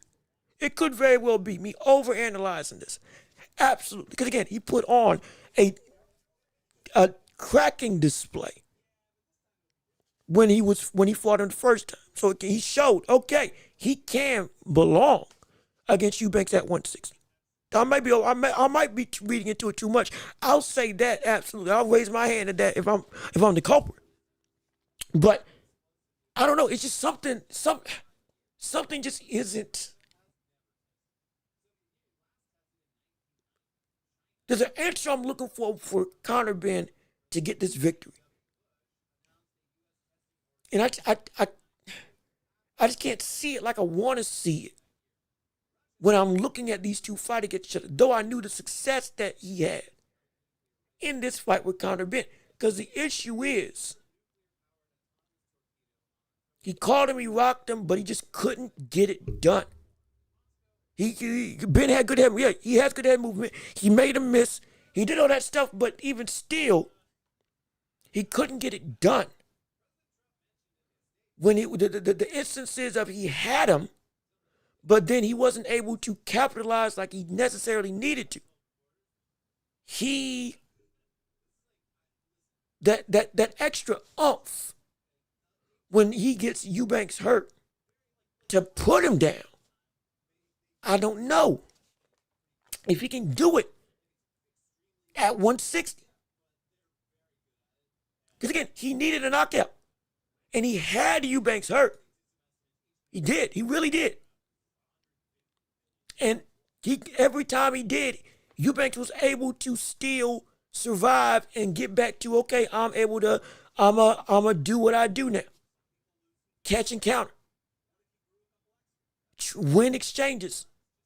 Uppercut you when you make a mistake and get too aggressive on the inside and go back to what's been working. And then when I get caught, okay, boom, don't let it happen, then boom. Go back to what I can do. He kept on making it through all the opportunities that Ben had to really shift this fight to his favor, and up, he got him down. Oh my, he's hurt, he dropped, but he's still standing. Credit to Eubanks and his chin. I got to give credit to that. But even still, afterwards, it would still swing back into the pendulum of Eubanks is still gaining and having control. It might be slipping, but he still got it. Eubanks got to be able to take that away fully. I have the rope. I have the lever. I have the momentum fully in my grasp. Not on ripping it away. I got it. That's what I need to see Eubanks have. Ben have in this fight against Eubanks. Because he just missed that. Full grasping in the last outing. Can he put it together and do it this time? That's my question. Again, we'll break it down more next week. Let me see. What does a win for T.O. do? What is a win for T.O.? Wait, hold on.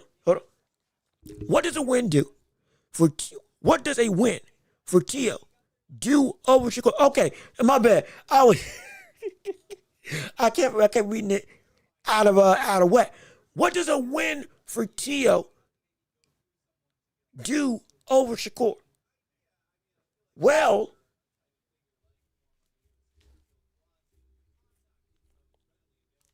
I'm gonna say this. That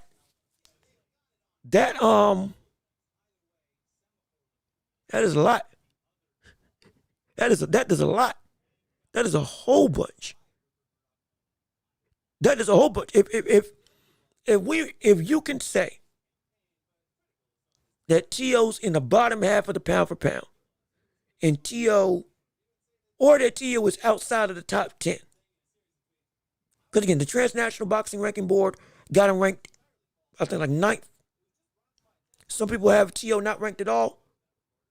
Some got him ranked 10th, whatever the case it may be. A win for Shakur, that pushes him up immensely. A win for T.O., pushes him up immensely. A win for T.O. over Shakur most likely also starts a run at Undisputed. Almost assuredly. Almost assuredly. You have to understand, the one thing about T.O. is the fact that, beyond just pound for pound talk, the one thing about T.O., he's been a volatile figure in multiple ways. But the biggest thing is he's always wanted to control his own destiny. He feels like he's bigger than the game. He wants to be bigger than the game itself. We understand that. He wants to be bigger than boxing. With the way he's moved, the way he's acting, all that stuff. This win over Shakur, if he got it, would take him to that level. It would. The very thing that he said he wanted to have in life, he would finally have. I am able to control everything that I want to do. No, he was breaking breaking the normal professional protocol when he was over in Saudi Arabia. He's been, online saying a bunch of, with all the crazy stuff and all the craziness. He's been, everything of recent, the last like year and a half, has been T.O. trying to buck the system because he wants to be bigger than the system. He wants to rewrite the system of what it means to be a star boxer and do it his way. Fine. I wish he went about it in a different way, at least with some of the less of the racial rhetoric. Absolutely. Good gosh. But he was still strictly inside the ring with boxing. He wants to be able to say, I can do what I want and be whatever I want to be. And Shakur would be the means to do it. And if he did that, I'll guarantee you, Undisputed would be quick. Undisputed would be quick and in a hurry. Richardson Hitchens, come get it, and you gotta fight me. And I'm too big for you to get over and say, oh yeah, I don't do it. And then I beat him. But yes, I beat him. Everybody. Because then at that point, he would always be the biggest cash cow. Understand, most of the things that I've dealt with T.O. has been because the money wasn't enough. Remember, Devin Haney, he was getting ready to have that fight, but then it was like he kept on raising the price. I believe it was him that raised the price and then pulled out. Other instances of him pulling out of fights when it was like, okay, you're negotiating, you wanted it to happen, then it didn't happen. Why? Because I wasn't getting paid what I was worth. He beat Shakur. If that fight happens, he beats Shakur. Well, now you don't have to worry about whether you're going to get paid what you want because you can demand what you want. You know why? Because you beat Shakur. You take a good chunk of his spotlight and you put it on you. You're back to where you were when you beat Lomachenko. All of a sudden now, hey, I can move like I want to. Give me more money, Top Rank. Let me do what I need to do. You know why? Because I'm that dominant of a dog. I just beat the best boxer in the world. Y'all better give me my respect. He can move like that now. You know why? Because he beat Shakur Stevenson if he does. If he does get that victory. That name and that cachet with the money that Shakur is bringing, regardless of what you think if he's boring or not, that would be incredible. And that would cause him to go to heights that he hasn't seen since Lomachenko. In terms of name, star power. The Four Kings era with the modern day with Tank, Ryan, Devin, and T.O., guess what? He's right back at that level, but now he may not be amongst the Four Kings, but he will still be seen as up. He's better than all of them. The hype train comes back. The takeover returns. Not just from a talent perspective, but from the wide boxing world of recognition. It returns back to, this is one of the hottest names in all of the globe. Everybody knows who T.O. is. Everybody. That would be what he need. That would be what it would do for him. And then subsequently, if that happens, guess what? That could cause more dream fights to take place. Now, he can call his shot against bigger names. Devin Haney, come on. Brian Norman, come on. Boots, what you got? I just beat who's considered the best technical boxer in the world. You may have athletic ability, so can I. And I just showed I can box on a level that, with all due respect, we ain't even saying you technically are able to box like when it comes to Shakur Stevenson. So guess what? Let's get it on. Type of stuff. He can use that as leverage. There's so many things. There's so many things. It'll be great for him. Let me see. Where would you rank? Where would he rank on the pound list if he gets that win? Yeah, he probably ranks. He's 14-1? No, I'm sorry. He's 15-1, ain't he?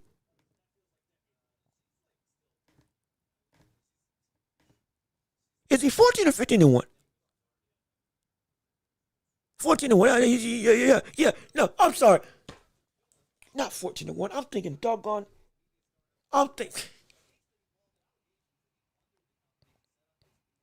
My bad. I'm going through. So many things trying to get topics for this show and make sure I got my stuff cataloged right. And I'm thinking of a Talma. He's 14-1. I'm sorry. T.O. 22-1. at this point in time. Former undisputed, former lineal. Actually, I think he's current lineal, or is he former? One lineal belt. Has had a track record that we see and that's been great. He probably, if he beats Shakur,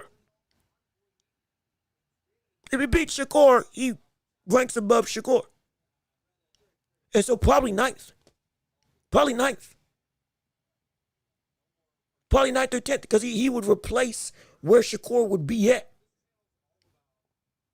Again, he still hasn't got the work of these other names at the top in that list. But yeah, I think I said Shakur was either 9th or 10th, so he would be taking that list if he ain't there.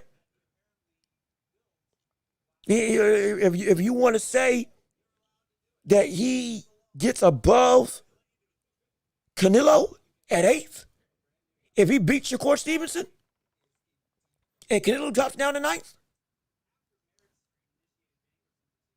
you might have an argument, even though, again, Canelo lost to Terrence Crawford. It's like, it's between that it's between that 8th and 10th spot, and it'll probably be 9th or 10th that he takes to overshoot Shakur Stevenson, because that's where I got him right now. It's not disrespect. It's just like, that's why I have him right compared to everybody else in the world. I can say that he's the best technical boxer in boxing today. I have no issue with that. That still don't mean that he should be number 3 or 4. But this would be, he probably would be 9th or 10th. Probably would be 9th or 10th. I think that's fair. Now, do you think he should be higher? If you want to say he should be higher, hey, no problem. I would love to hear your thoughts and opinions. Absolutely. But I would have him 9th or 10th in pound for pound for all of boxing, usurping Shakur Stevenson if he does beat him. Because that would be an insane feat. That would be insane. Brian Norman has a good personality for boxing. He is. And I'll show you, this is a great point to bring up. I'll show you the interview that he had in regards to him talking as a personality with Brian Norman and Devin Haney that were on, that when they were on the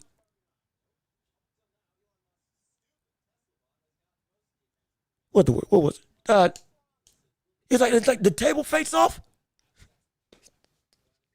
I think it was the table face off. Like the round table on the zone when they're talking to each other. He's funny. That brother funny. In fact,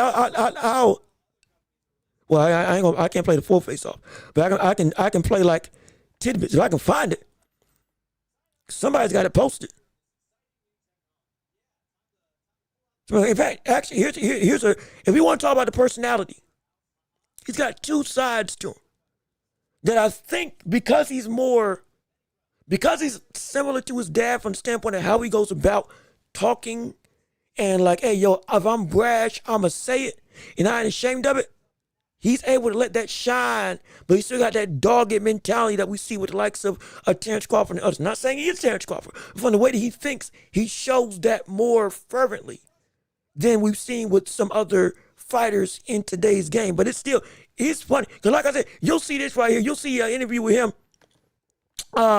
with Ring Magazine. And he can be funny. And then he can go to deathly serious. Like I'll show you this right here, what he did with the zone. And again, haven't seen this clip yet. I believe I've seen a snippet. Haven't seen the whole thing. But I assume this is going to show my point. But please, if there is a bad, viewer discretion is advised. And apologies for any cussing. If it does take place, I do apologize. We try to be brand friendly, just so you know. Okay. Yeah. 1, 2, 3, 4. Yeah. So it's 4. It was 4 of them. Mm-hmm. You recording? See, now this is what's wrong with the boxing game. We talking about fighting. He's over here showing me some fashion outfits, man. I don't care about what this man. Look at me, man. I got a $5 tee. You know what I'm saying? The world is yours. Pants, got some forces on. That's all you need, man. I'm telling y'all, the boxing game tough. We over here talking about fashion. Talking about fashion, man. We talking about fashion. Y'all seen these outfits? Come and rate them things. Man, I ain't finna rate no outfits, man. I don't care about no outfit, brother. I'm here to throw hands, and that's it. Throw hands and make bands. I don't care. I don't care about no outfit, brother. I just can't. like that. I'm telling you, this man, when we say this man was looking disheveled, we were saying this brother wasn't cutting his hair. When he said he wasn't training, this man is an old school fighter. When it comes to fight time, brother, he's like Marvin Hagler. Marvelous Marvin Hagler, excuse me, because he changed his name legally to Marvelous Marvin Hagler. My apologies, the late great Marvelous Marvin Hagler. But he's like Hagler. When it's time for a fight, don't ask me nothing that ain't involving me putting my hands on another brother to knock him out. That's it. If it ain't about to fight, I don't care about no fashion, no shoes, no clothes, no nothing else except for what's gonna happen in the ring. I'm gonna seek and destroy, and I'm gonna tell you why. That's it. Now he can go from that and be, again, funny, bring his point across, so all of a sudden, you ask him about, you ask him about the fight, and he goes in and he says stuff like this. I see myself going out and outthinking Devin Haney, and what most people may believe when I say outthinking, that means slow the pace down and try to outbox him and things of that nature. But to me, outthinking is whatever the job may need, I'm doing that. So by any means necessary, I will outthink, outwork, and out the straight dog. You know what I'm saying? Hit up. And so, like, and I think there was another. Let me see if I can find it. There was another clip that better showed this this mentality I'm trying to show. Where is it? I'm gonna see if I can find it. Give me 1 second. Let me see. I think, was it here? Nope, no, it wasn't here. I've just played that one. It was a different one. I know I saw it, but it was with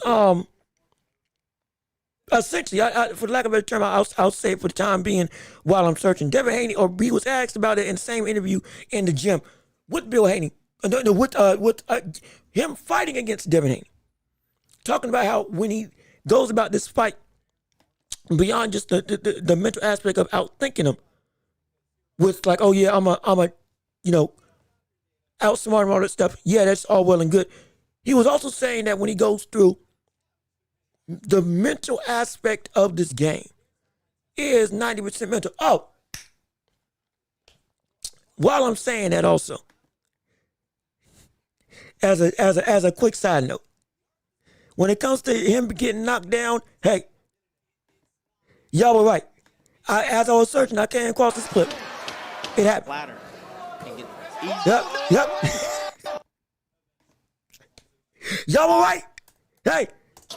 Y'all were right. Got caught clean. Y'all were right. He has been down before. I apologize. Like I said, we keep everything in a folder. I'm trying to make sure we go back and reference something when something comes up. This game up now. Let me make sure I don't get again, this is Top Rank. I do not own this footage. I do not own anything involving what you're seeing right now. Just so you know, but right there, this. Now that, I'm going to say, if there was ever a point in time where Devin Haney had a chance to knock him out, Brian Norman then makes this type of mistake. Yeah. Maybe. We can see that. Like, look, I'm not going to lie. I'm not going to lie, and it's just a quick side note, because I found a knockdown that y'all were talking about. If we see this happen, we see this image take place again, and we see Norman in this scenario against Devin Haney at 147, I'm not going to say that Devin Haney's going to knock him out, but he could get knocked down the same way. And if I'm wrong, that Devin Haney will have some pop at 147 at this weight class against Brian Norman. And with his hand speed again and the countering that we know he can do, he gets into this type of sentiment. Oh my. Hey. Hey, look at this. We got some problems here. Hey. We got some problems here. I'm going to tell you right now, this, for anybody, this is bad. This is a frame you don't want to be in. And if it ends like this, boom, that can happen. And Lord knows, my gosh, if we saw that take place, that shocking on everybody. But again, I'm struggling. I can't find the clip. I think I saw it in passing, but it went away. But regardless of which, essentially, you see the funny side of Brian Norman.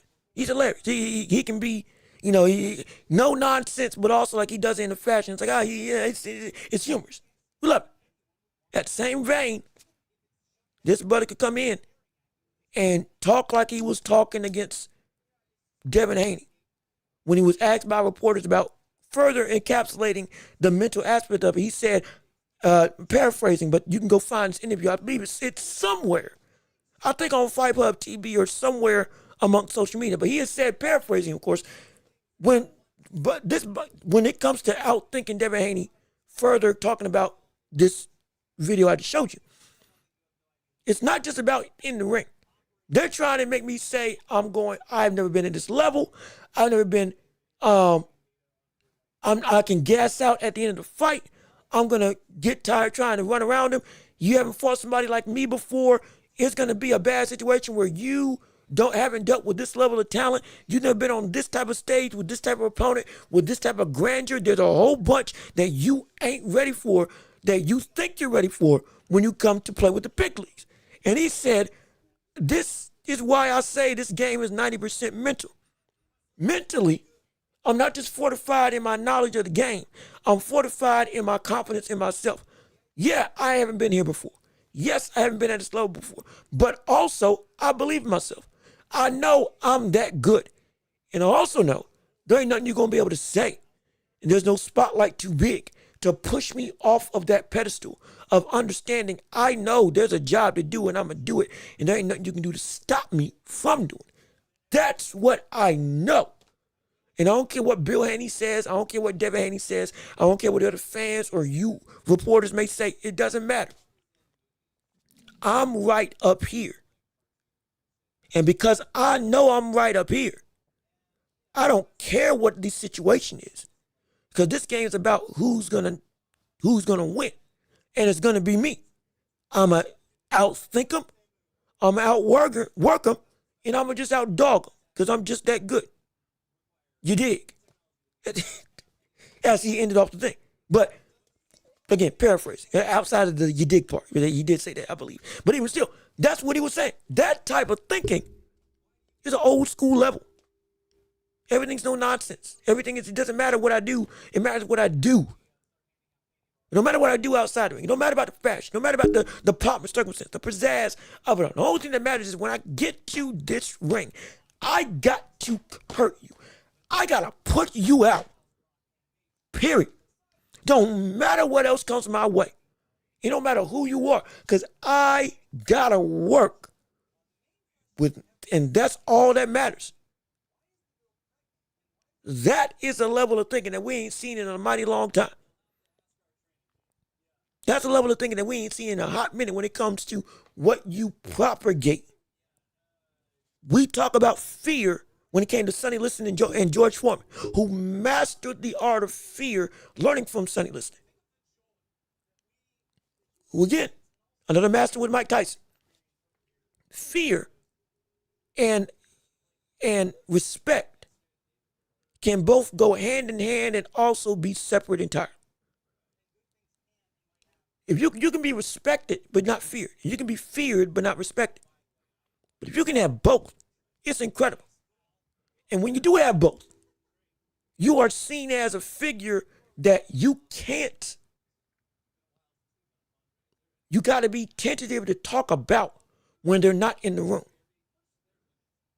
And when you're in the room with them, you also got to watch what you say and what you do. This is where we can see that old school mentality come out. Like with what Sugar Ray Leonard had. As much as we want to say he was all smiles, he was, brother, you did not mess with him. You didn't mess with him. Because he could flip a switch and turn into an animal just like that. Hagler, same thing. Hearns, same thing. Duran, no question. This is the style of thinking that makes it so that you don't, everything that somebody may try to push at you, they don't. For understand what if they don't want to try. Charlo, when he talked about Canelo, what happened? He was talking out of respect. You know why? Because he was also fearful of what Canelo was as a fighter. And the grandeur of his reputation was too much that you couldn't disrespect it, lest you know the repercussions as a whole. Respected and feared. Brian Norman right now is leaning into that fear aspect of, I'm a dog. I know I'm a dog. You can't do nothing with me because I'm a dog. And I don't care about all this other stuff in boxing. I only care about being a dog. If you ain't about a dog, don't talk to me. And if you ain't about a dog, don't fight me. Because if you ain't got that dog, guess what? You're going to be put in the same way as everybody else that wasn't a dog before me. In the dirt. With no remorse. And that's it.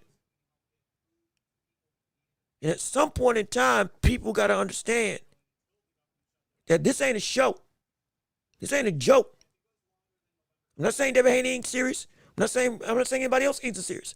But I'm saying that there is a propagated image that can beat an opponent inside the ring without you stepping foot in the ring. Tyson had it, Liston had it, Foreman had it. Leonard had it. Hagler had it. A litany of other fighters had it. It is it's an intangible. Crazy enough, it's an intangible you can learn to have. But it's intangible you got to practice every day. And that is complete and utter dedication to what you are doing. To the point that it's obsessive. To the point that anything beyond that doesn't matter. Ali had it as well. Don't forget, Ali had it. Yes, he did. Don't let the smile fool you. This man would beat you to kingdom come saying, "What's my name?" Like he did to Cleveland. He will turn into a warrior while smiling in your face, and you dare not disrespect him. Like, because he was obsessed with this. He was obsessed with this sport. He was obsessed with the essence of the sweet science itself. And he was obsessed with legacy to a degree that everything else became obsolete. He wasn't perfect, nor was Foreman, nor was Liston, nor was anybody. But what was perfect, at least in the way that they did it, was the drive to near insanity of being committed to exactly what they wanted to do, which was, I am gonna be great. And Norman, regardless of what happens after this fight, win or lose, he has that type of thinking that can make him successful throughout the span of wherever he goes.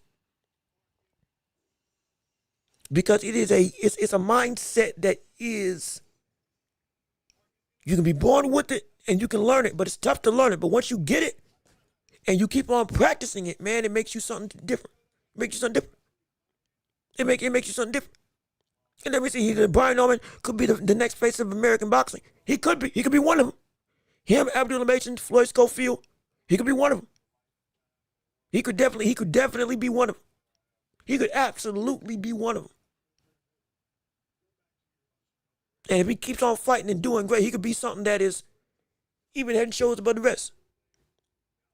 Potentially, we don't know what the future may hold, but what we do know is that it is a future that is bright, and it's a future I can't wait to see. Oh, gosh. Which is why I'm so excited to have this fight happen. I can't wait. I cannot wait. But I think we got to end this fight now. Skills and personality, yeah, it's great. It's phenomenal. Absolutely. But I think we got to end this show. We had 3 hours and 30 minutes, and it's almost 5 o'clock, at least over here on the East Coast. And we know people got stuff to do, and I got to get ready to do my things.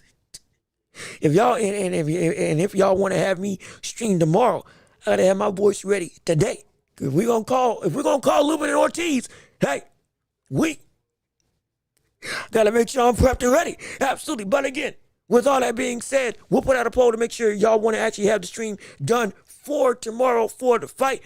And we'll let y'all answer the call whether or not it happens or not. But in lieu of that, we're gonna cap this show off and end it home and send it home. It's been a phenomenal show. It's been a phenomenal fight. Not phenomenal fight. It's been a phenomenal day, phenomenal afternoon. But we gotta get on out of here. So with all of that being said, Oh, yes, this has been another episode.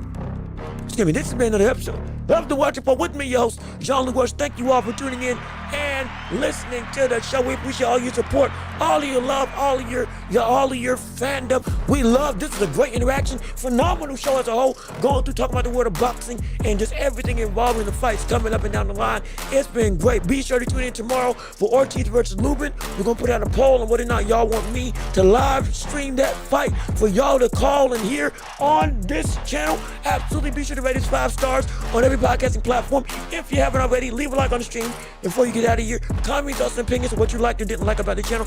Be sure to subscribe if you haven't already and share the show with everybody that you know so we can keep on building up this empire together. Also, if you want to give to the show, we got Cash App and PayPal. Links down below in the description if you would love to support and you want to keep the show going, pay some money, help me pay some bills, and have me to be able to make this show bigger and better and invest back into this show. Hey, we got means to do so, and anything you can give would mean the world to me. And I think that's everything. I believe that's everything. Leave a like, comment thoughts and opinions, subscribe to the channel, share the show.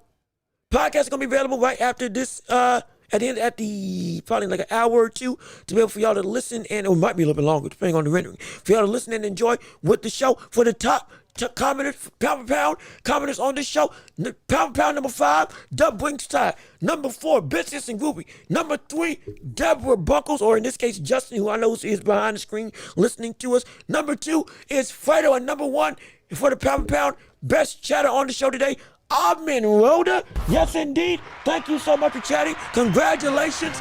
And you are the pound for pound best chatter to end off this week. Will you retain that? Come next time we stream, we will find out. Absolutely. But again, I've been Jean-Luc Welch. Y'all have been wonderful. Peace and love. We are out of here. Yes, sir. We're going to see you all potentially tomorrow, depending on how y'all vote, or next week, or whatever the case. We're going to see you all whenever we see you all. Absolutely. But again, I love you. I appreciate you. Thank you all for tuning in. Be safe. Be blessed. Peace and love. And we out.